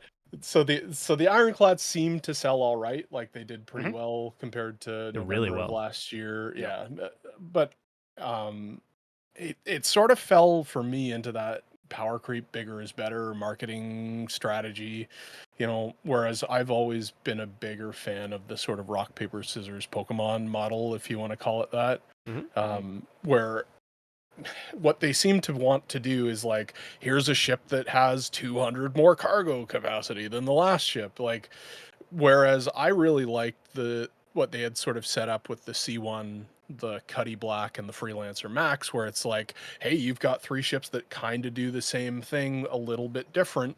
Pick your starter Pokemon, right? Like, so I guess it's a 2-part question for you guys. Do you think that we should be seeing more filler in between those sizes, or should we be looking at more same size variants? And what would, I guess, be the ship for you that if they released it in those categories would make you cross that line of investing more in the project? And that could be fun for chat to maybe chime in as well. I think I'm always store crediting, but there's not many things that would make me store credit. However, if we get an Argo refiner, that might be anything Argo mining wise. Like, I will never put another dime into the game because I've spent enough, and because of the power creep that you mentioned, there's no need to keep the older ships that are not good enough. I don't consider it power creep in the case of the Ironclad. It's hard to argue that it's not with the Hornet. But with the Ironclad, and you can maybe make the same argument for the Hornet as well, if you're really stretching. My big thing is I think they understand the game that they're making now, and like even a ship that's come so recently, like the C1, they didn't understand the assignment with that either, right? You have this tractor beam that moves from here to there, but it's largely dog shit and useless when you're interacting with larger boxes. So if I can carry 232 SCU boxes, but I can't move them into the ship, what's the point? With the C1. Whereas when I looked at the Ironclad, it was like, everything here makes sense for the current game that's in front of me, and even some of the future game that's in front of me.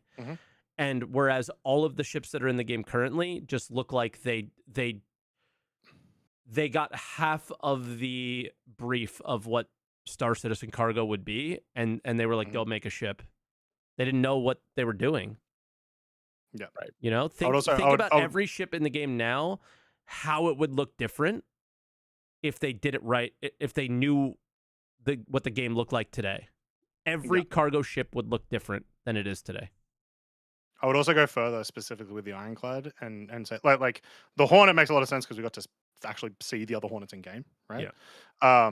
The Ironclad looks very much like it's going to be in a spot where it's going to be super annoying to defend, first off, because it is just a wall, which means it's going to get hit by every single bullet anyone puts at it. It's going to be super quick for anyone who is fighting you to be able to steal your cargo, for the same reason it's going to be easy for you to load your cargo. So there's not going to be like much response time for people. Theoretically, you could have your own little command module and just attach to it, right? And take it. Actually, yes, please, CRG. Sorry, that is a sick idea, Mike. Heisting ironclads with your own command module is dope. Anyway, sorry, yeah. There's no way it flies remotely as good as the Hercules will in atmosphere, and it obviously doesn't carry as much cargo as the things like the hulls do.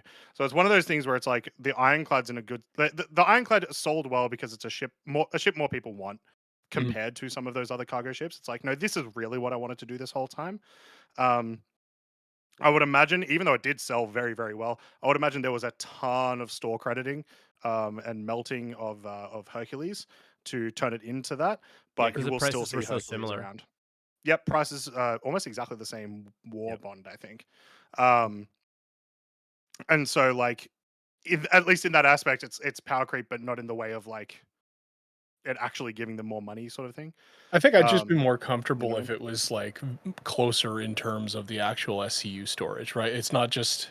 I think there's a lot of mentality within Star Citizen that you have to play the thing that makes you the most money, and so if it has 200 SCU more than its nearest competitor at a similar price point, well, it's an obvious choice. Where I felt like there was a bit more of a which would you prefer between the C1, the Cuddy Black, and the Freelancer? Do you want something that's sort of middle of the road, which I sort of view the C1 as? Do you want the more defensible combat ship in the Cuddy Black, or do you want to be dedicated hull or tank in the Freelancer Max? Right. I'm going to counter that with one thing, which is for that exact same reason. Why would you ever bring a Gladius out instead of a Javelin?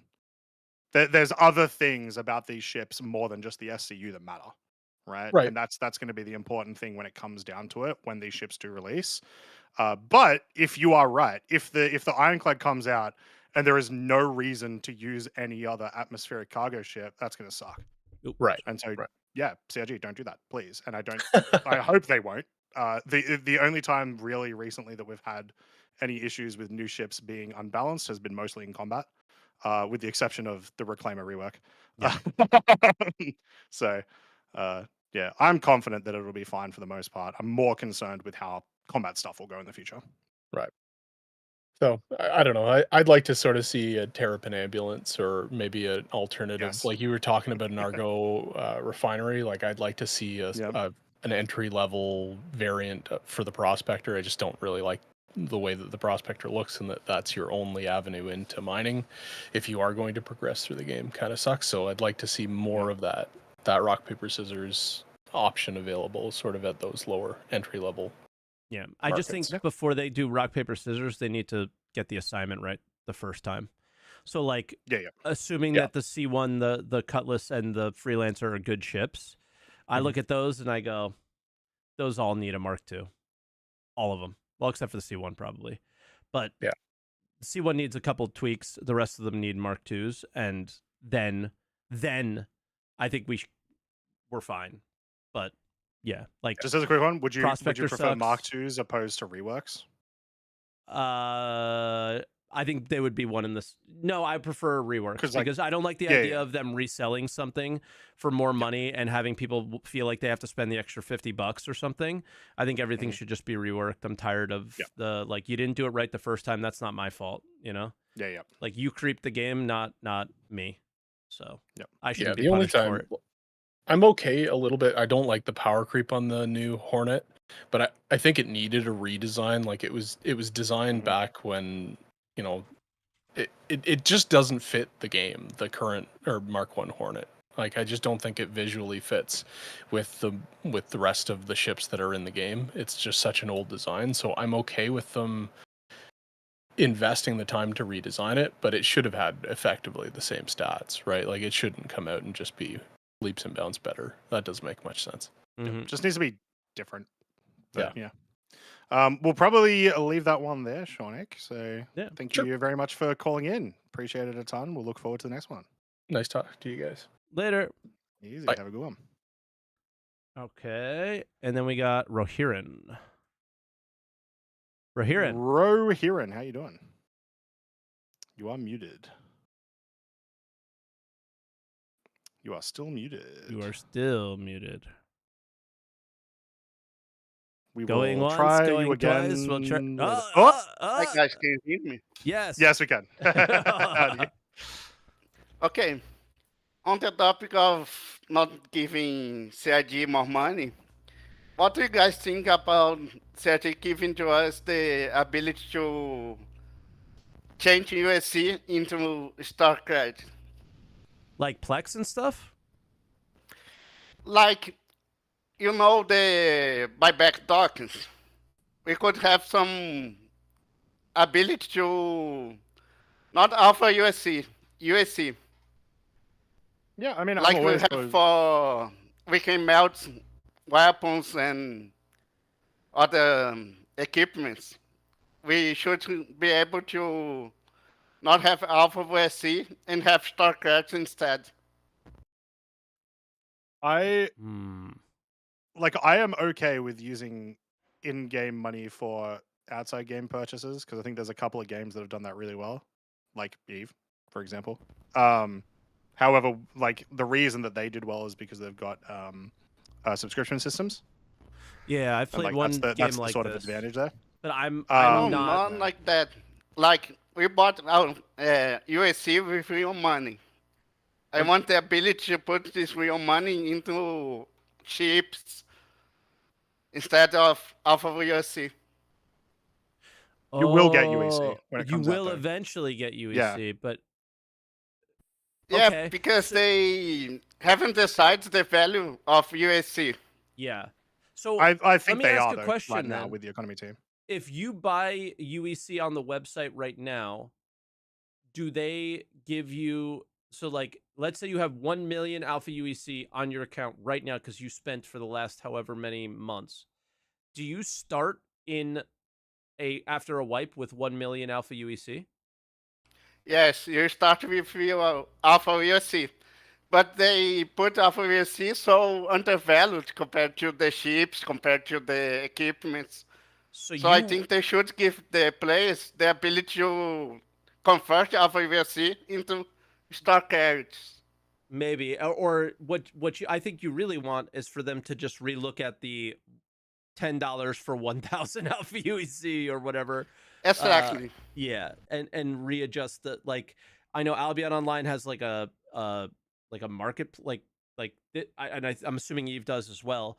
Like you earn silver in the game and you could buy gold, and gold you can buy their subscription with it or whatever, right? But you can also buy gold for real money, and the cost for X amount of gold is always fluctuating. It's going up, it's going down, and people play that market. And I think people do that with like Plex or something like that in Eve as well. I don't know. Yep.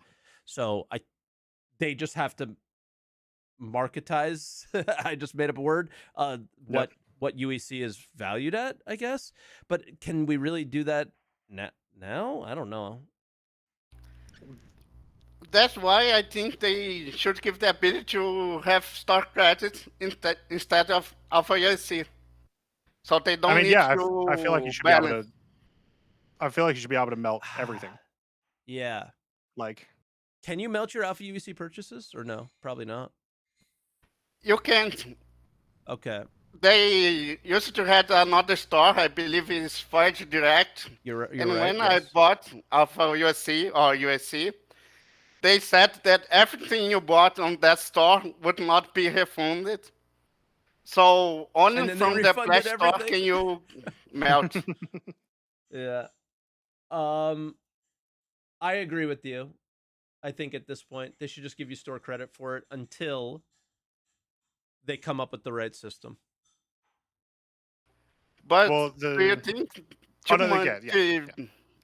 many people have too much in USC? Yes. It's I don't cut think too much from the chip sales. I don't think you should be able to buy money right now. So I am okay with buying money. I actually, but now, there was like a video you made. Yes, like there was a video you made years? like a year ago that like I was like, no, there's a reason, Mike, and it's killing me because I'm watching a video and I'm not talking to you. The reason that they do it right now is for the exact reason that Plex was initially brought in for Eve. Okay. And the same reason they ended up bringing in the WoW token for WoW, and it's because people sell UEC for real money, and the way, essentially, what you're able to do, and it doesn't destroy the problem, but it does help with the problem, is by you putting an actual monetary value on the UEC, and making it also, this is a legal way to acquire that, you can mess with those people. You can mess with their profits and whatnot and try to get them shut down. That's the primary reason. And that's also why it's garbage and it's never worth buying UEC. It's always worth buying just playing the game, but it's also why it's really, really expensive and bad anyway to do it on the website. So that's why they do it. Okay. I see what you're saying, but I think it's bad for the community. They do this like this, and we people who bought USC, we have no fear for the amount we spend. I don't feel bad for you. I don't know if you're buying if you're buying UEC, first off, once again, it's really expensive for how much you get, and then it's also like way too easy to make money in the game still. So I feel like it's a non-issue. But I'm not a new backer. When I bought USC, was first one hunger model. No hunger. The first arena commander, the combat model. Then I feel because what you did then is you want to talk actual pay to win. That's when the game was pay to win. So I know what was going on then. You needed to buy a Hornet in order to win. It's very funny because it's just like now, and you needed, and then you on top of that, there were only certain weapons that you could buy on the Voyager Direct store, and they were the most OP weapons. So you had to buy those weapons and things like that, right? Like we were all bad, and I bought the weapons to be punished. We were all bad then, and we deserve our punishment. This is our punishment. It was the most pay to win shit there ever was. Yeah. So look, am I missing something, Reohreyn, there? I did not do this to win everybody. I did it to play the game, to enjoy the game. As you said, it was the only You did it option. To not lose then. Is that the same thing? I went first on the combat model with Aurora. Okay. I was being beaten left and right. I wanted a fair chance. Exactly. We are justifying pay to win by paying to not lose to the pay to winners. No, I'm not justifying. I'm saying that the season back then was bad, and it's bad now. Yes. I understand that. Okay. I'm just making sure because the system was so bad then that Okay, I'm going to ask you a question and let me make sure I understand correctly. You want to, because when they removed the Voyager Direct store, they took all of those items that we purchased and melted them and gave us the monetary value back as store credit. Are what you're saying right now is to do the same thing with Alpha UEC? Yeah, they gave us the option to melt into Alpha UEC. I wanted the option to melt into store credit. Have you ever potentially reached out to support to see if you could? I wonder if they would do that.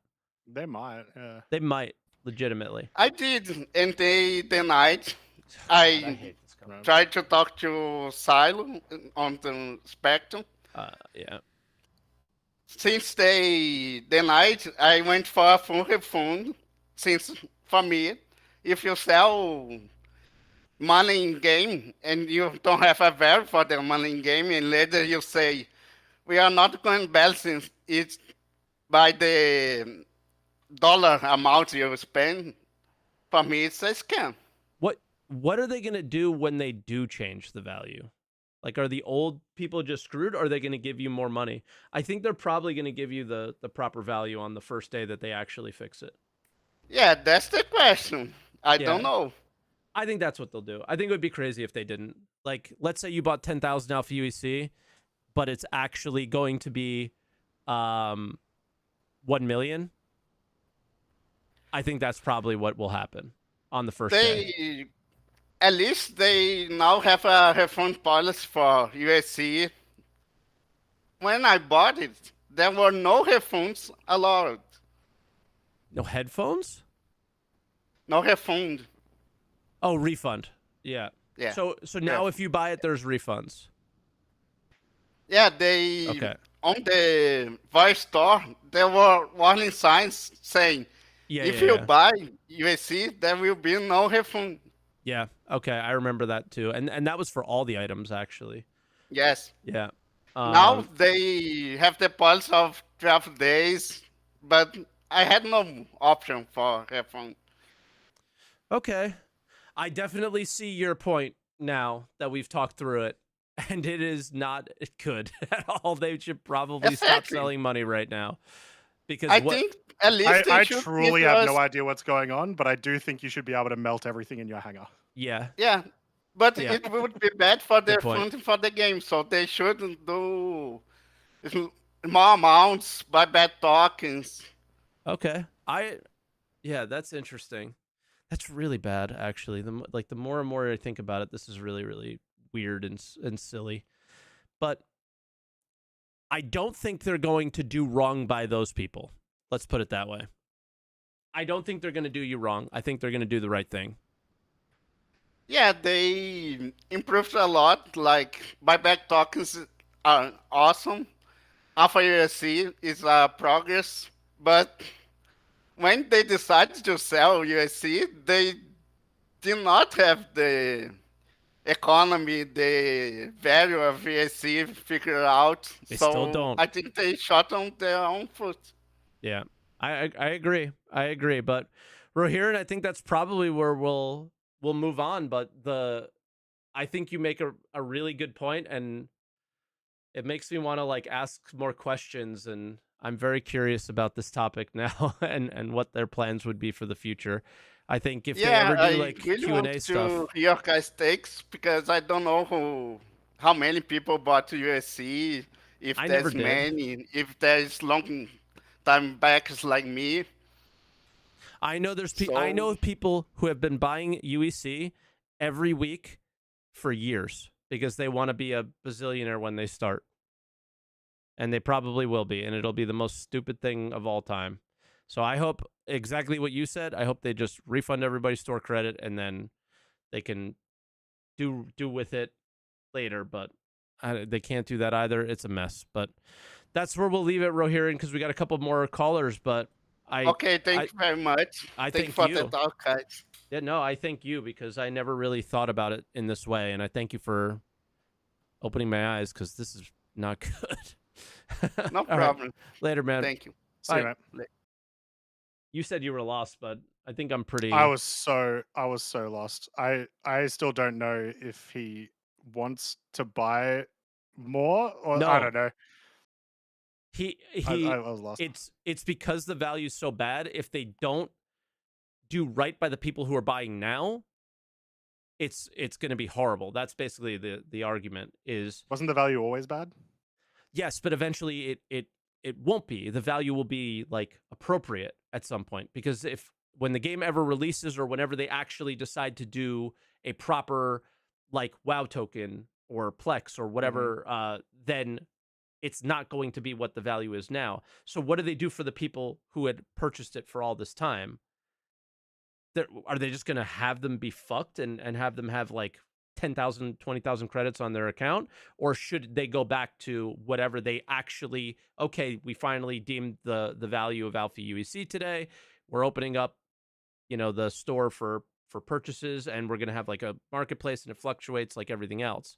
But my hope would be is whatever day one that they open up that store is all the people who had made purchases in the past will have their value reassessed, and their accounts will have the appropriate amount of Alpha UEC on it instead of the inappropriate that everyone would agree with now, right?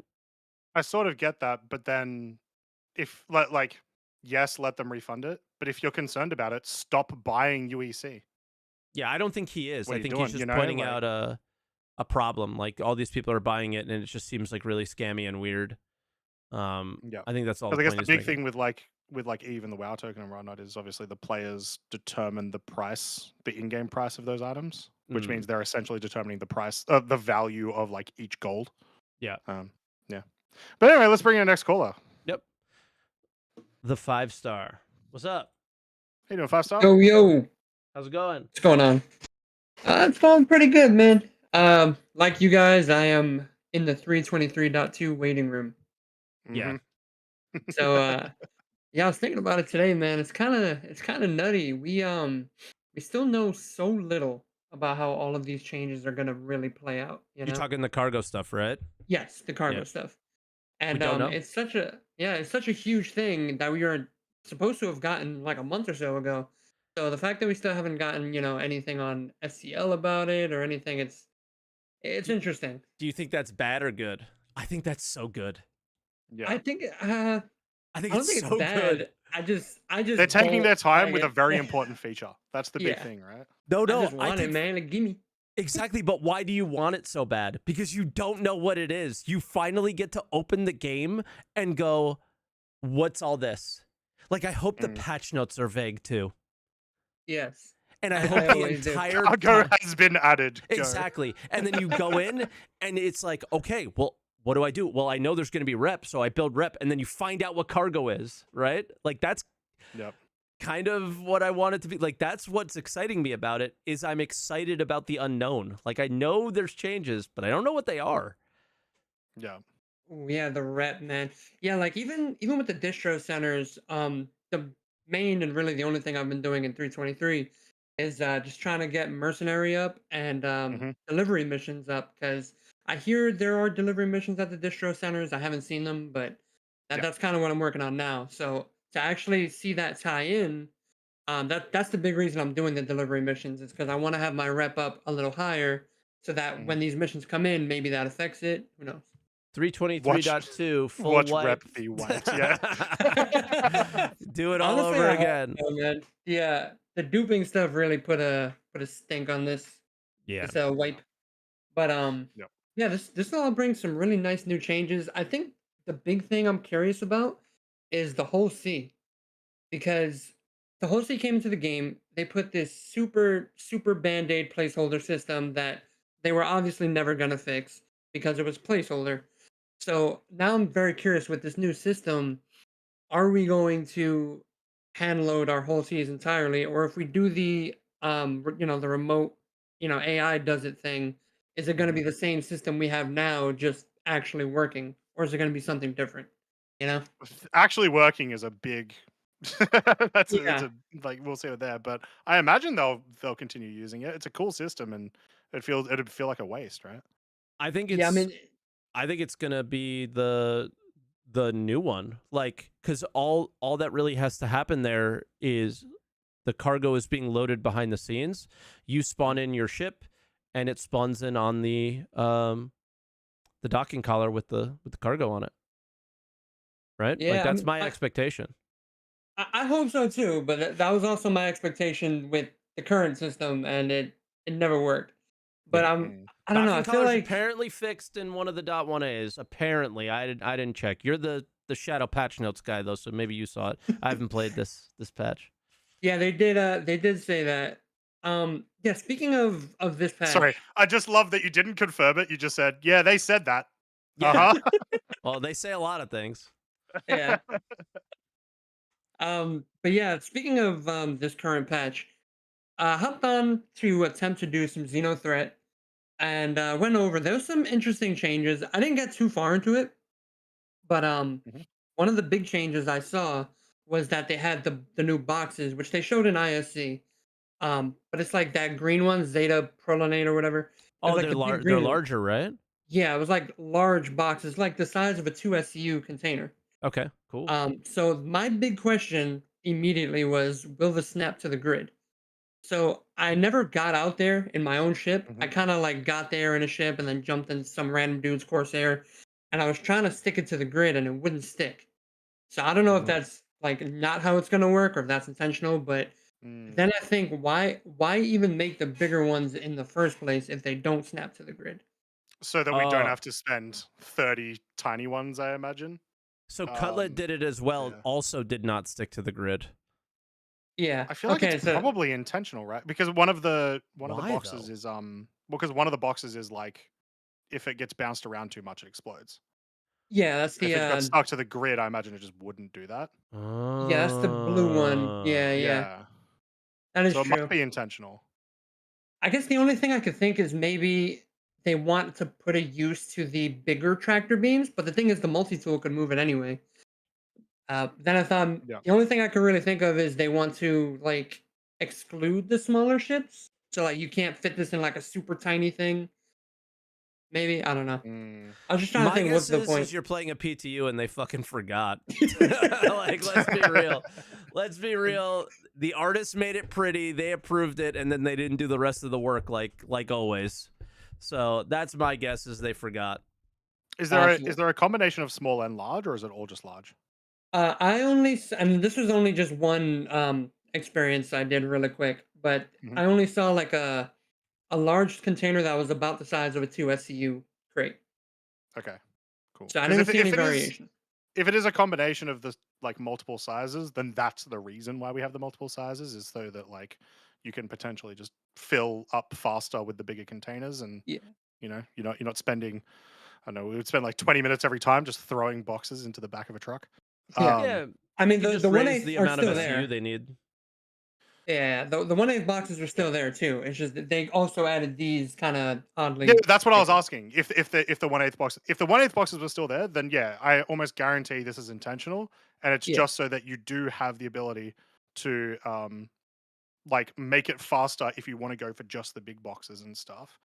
Okay. Because if they just like theoretically, if they just wanted to visually make them bigger, then yeah, they could just change the amount that you would need at Jericho, and it would be the same. But actually having the differences means you've got more decisions to make when you go to Xenothreat. So yeah. I also don't know how I feel about, like, if it is intentional that they don't go to the grid, I don't know how I feel about that, because I do like the idea that there is some risk to them literally bouncing around inside the cargo. Me too, but at the same time, it's like, let us it makes use the cool mechanics. It just doesn't make any sense. Everything snaps to the grid except for these. Like, why not? That's dumb. Yeah, like they look like cargo crates, right? Like, yeah, like, could you not make those blue ones still risky in a different way, and then everything can still snap? Yeah, just accept that, like, it no longer makes sense in the current game that you made, and just fix it, change it. Yeah, just mess around. Do right by it. Like, the other ones make sense. It's okay. Just change that one to like some other thing, like radioactive. Done. Yeah, I thought it'd be cool if maybe those were like heavier, so you needed either ship tractor beam or the tractor rifle. Because to this day, that tractor rifle is still the most like pointless addition as of right now. It's just kind of there, you know. Yeah. So that's a good point. That might be cool. Yeah, I like that idea. Speaking of tractor beams, the Cutlass tractor beam still doesn't work. Nice. They put it in the back. Super awesome placement. And I figured, they want all these tractor beams ready to go for this current cargo update we got. So hopefully they get those working. But it just doesn't work? Yeah, it's just there. Cool. Nice job. C1 still terribly placed. And same with the Caterpillar. GG, let's go. Yeah. Ship it. That was a super cool cat concept I saw. I don't know if maybe this crossed your eye, but someone did a mock-up of a Caterpillar with the doors open, and the grid is on the door. Yep. So you stack the cargo. So it kind of makes it look a bit more like a and hull. It folds in. Yes, and it just folds in into the cargo. I was like, oh, dude, chef's kiss. It was perfect. Caterpillar Mark II coming IAE this year. Let's go. That was perfect. Like I wouldn't love the Ironclad as much as if that's how the Caterpillar worked. Let's put it that way. Yeah, that one looks sick.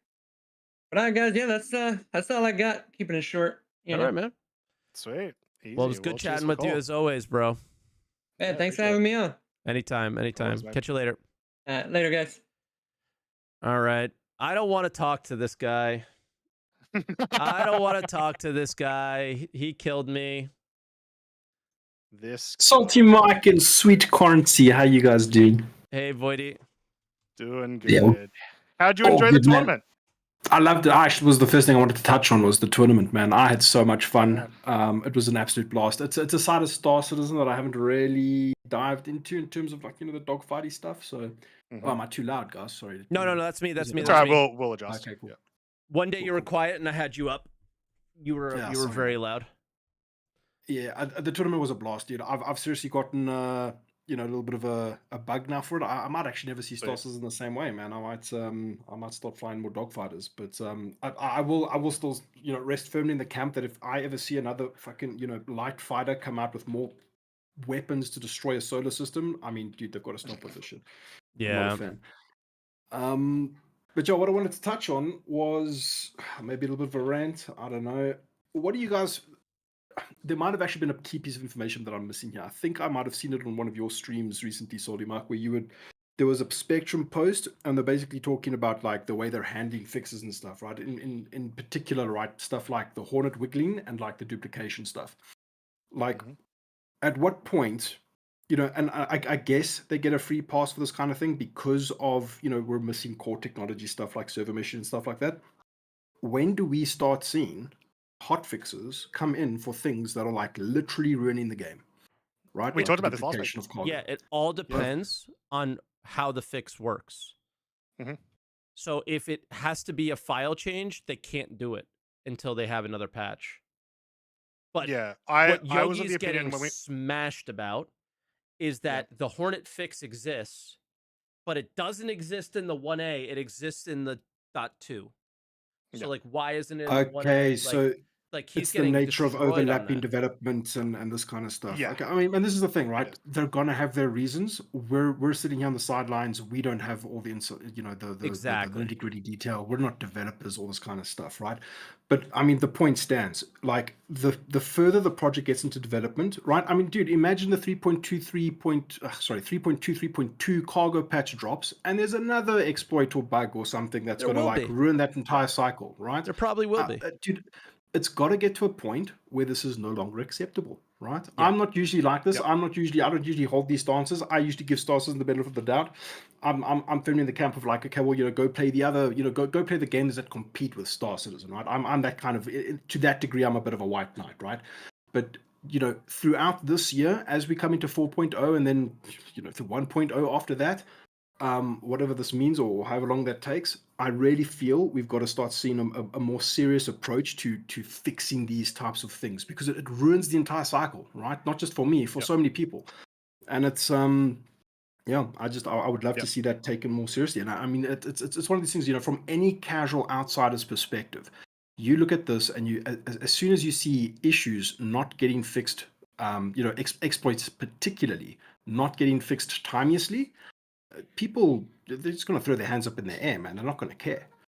Yeah. And that's exactly what's going on right now. I feel like people are just like, what the, Yeah, so I'm of the opinion that we are at the spot right now where if we have an issue like the duping exploit and CIG can make can physically figure out a fix, that we should right now be like close the game for 2 days.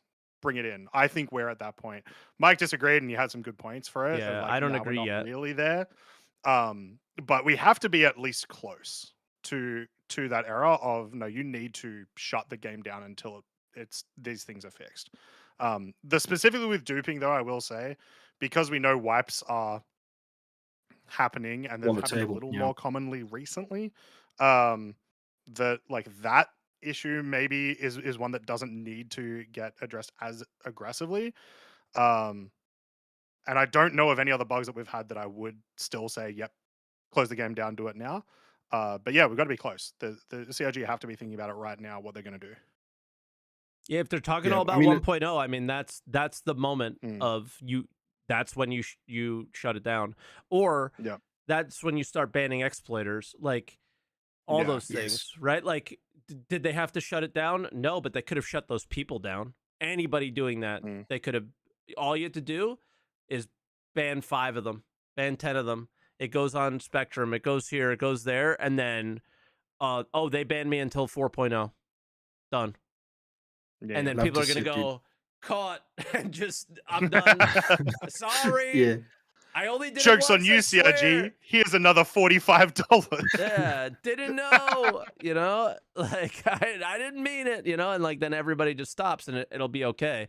It's their lack of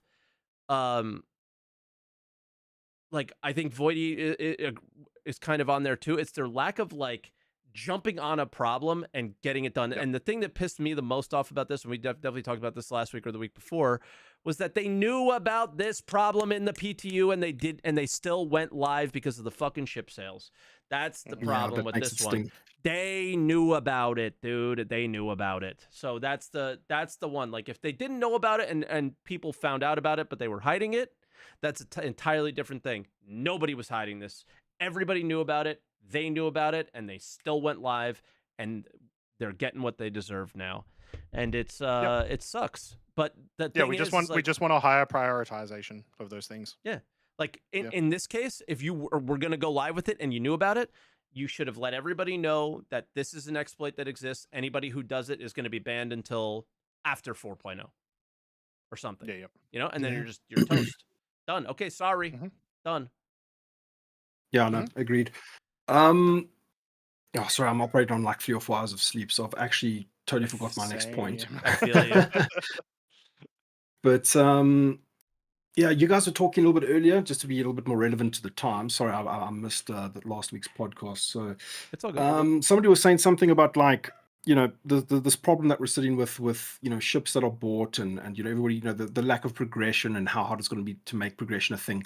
I mean, dude, we can easily imagine a world where systems or planets start popping up and appearing in the game, and you know, post 1.0 sort of world where you need the special components or shields or whatever it is to even like go to that system. You know, maybe there's a nebula there or some kind of, you know, radiation and none of that stuff to even set foot in that location is available in the store.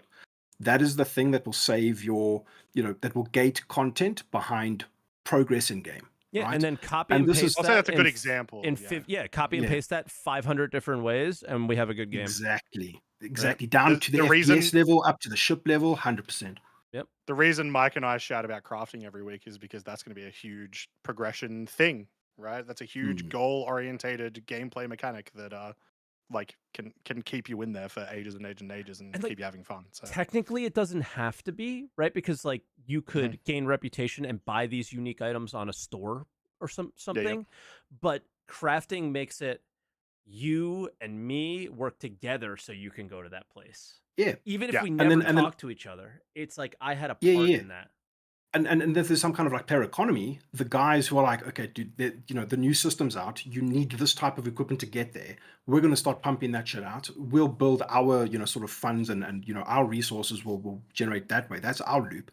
And everybody who wants to go to this place will come to us for the parts, right? And we dictate the prices. We dictate all that kind of stuff. So you can kind of start imagining pockets within the within the larger game, little pockets where the players do run some kind of economy, and it is meaningful to a degree, right? So I mean, I think there's still plenty of options on the table, and you know, creative ways to get around this I want to say the hole that they've kind of dug themselves into with the way you know everything revolves around running, everything's real money.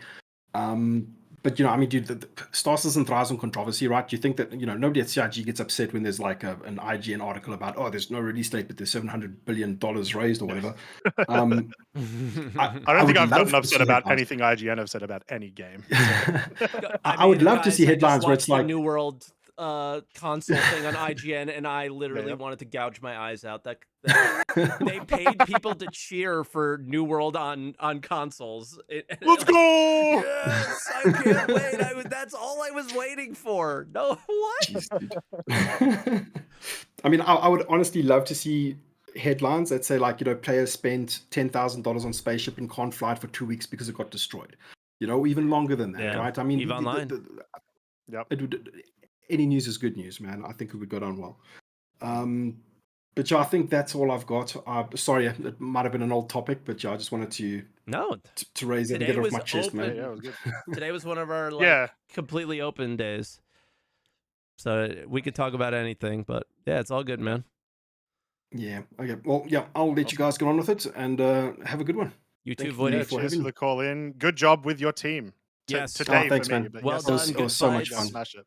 Good fights. It was awesome. I enjoyed it so man. much. Cool. Awesome. Take it easy, guys. All right, I know there's one person in the green room, but Krykos, this is where we're going to end the show. It is, we're over 2 hours, pretty late, so we're going to call it here. But thank you for watching today, guys. As always, Croncy, I hope you had some fun. As always, we find a way. to make the show 2 hours, even though literally nothing happened. Yeah, once again, even though it was like slow week, we still were able to talk about like the Mother Report for 30 minutes, and everyone's still complaining about a bunch of stuff, so we get to talk about all that. So yeah, and I think it shows that when we don't have much, we can just open it up, talk about anything else, and it's fine. We talked about RMT and EVE Online. Like, it's all good. It's all good. You tried to not talk about EVE. We ended up spending almost all the calls. They forced me into it. I literally said, because I know people are probably getting tired of it, but he's trying to make... Okay, somebody DM'd a dev in my channel and said, please don't listen to Mike, he's stupid. And that dev immediately posted the DM in my Discord. And everybody said based, first off, so screw you guys. True. And second, yeah. So, like, I get it. People probably don't want me to be saying that one game that they like should look like another game that they may not, right? So it is what it is. But yeah. So that was today's show. Hit the follow button, I guess, on Twitch for myself and Croncy if you guys are new here. If you're on YouTube, please hit the subscribe button. Again, I'd love to see us at over 4,000 subscribers by the next show, because we'll push over, we'll get there slowly, but there's a lot more views than subscribers, and that is super not normal. So yeah, and if you want some extra incentive, you can try to beat my subscriber count, which is like 4,300. Oh, nice. Let's go. There you go. Let's go. We do post more often than you do, so it makes sense. But you'll get there. So yeah, that's where we're at with the show, I think. And I hope we have a lot more next week. I hope we're talking cargo next week, man. We've said it 2 weeks in a row. I really hope so too. I'm tired. I will just say as well, I guess, if you want to like check out the tournament that Mike competed in today and that I was doing commentating in. It was awesome. That'll be up on Twitch and YouTube, and I think donations are still going as well. So yeah, do that too. Yeah, for sure. Easy. And don't forget to answer the call. That might have been our worst one.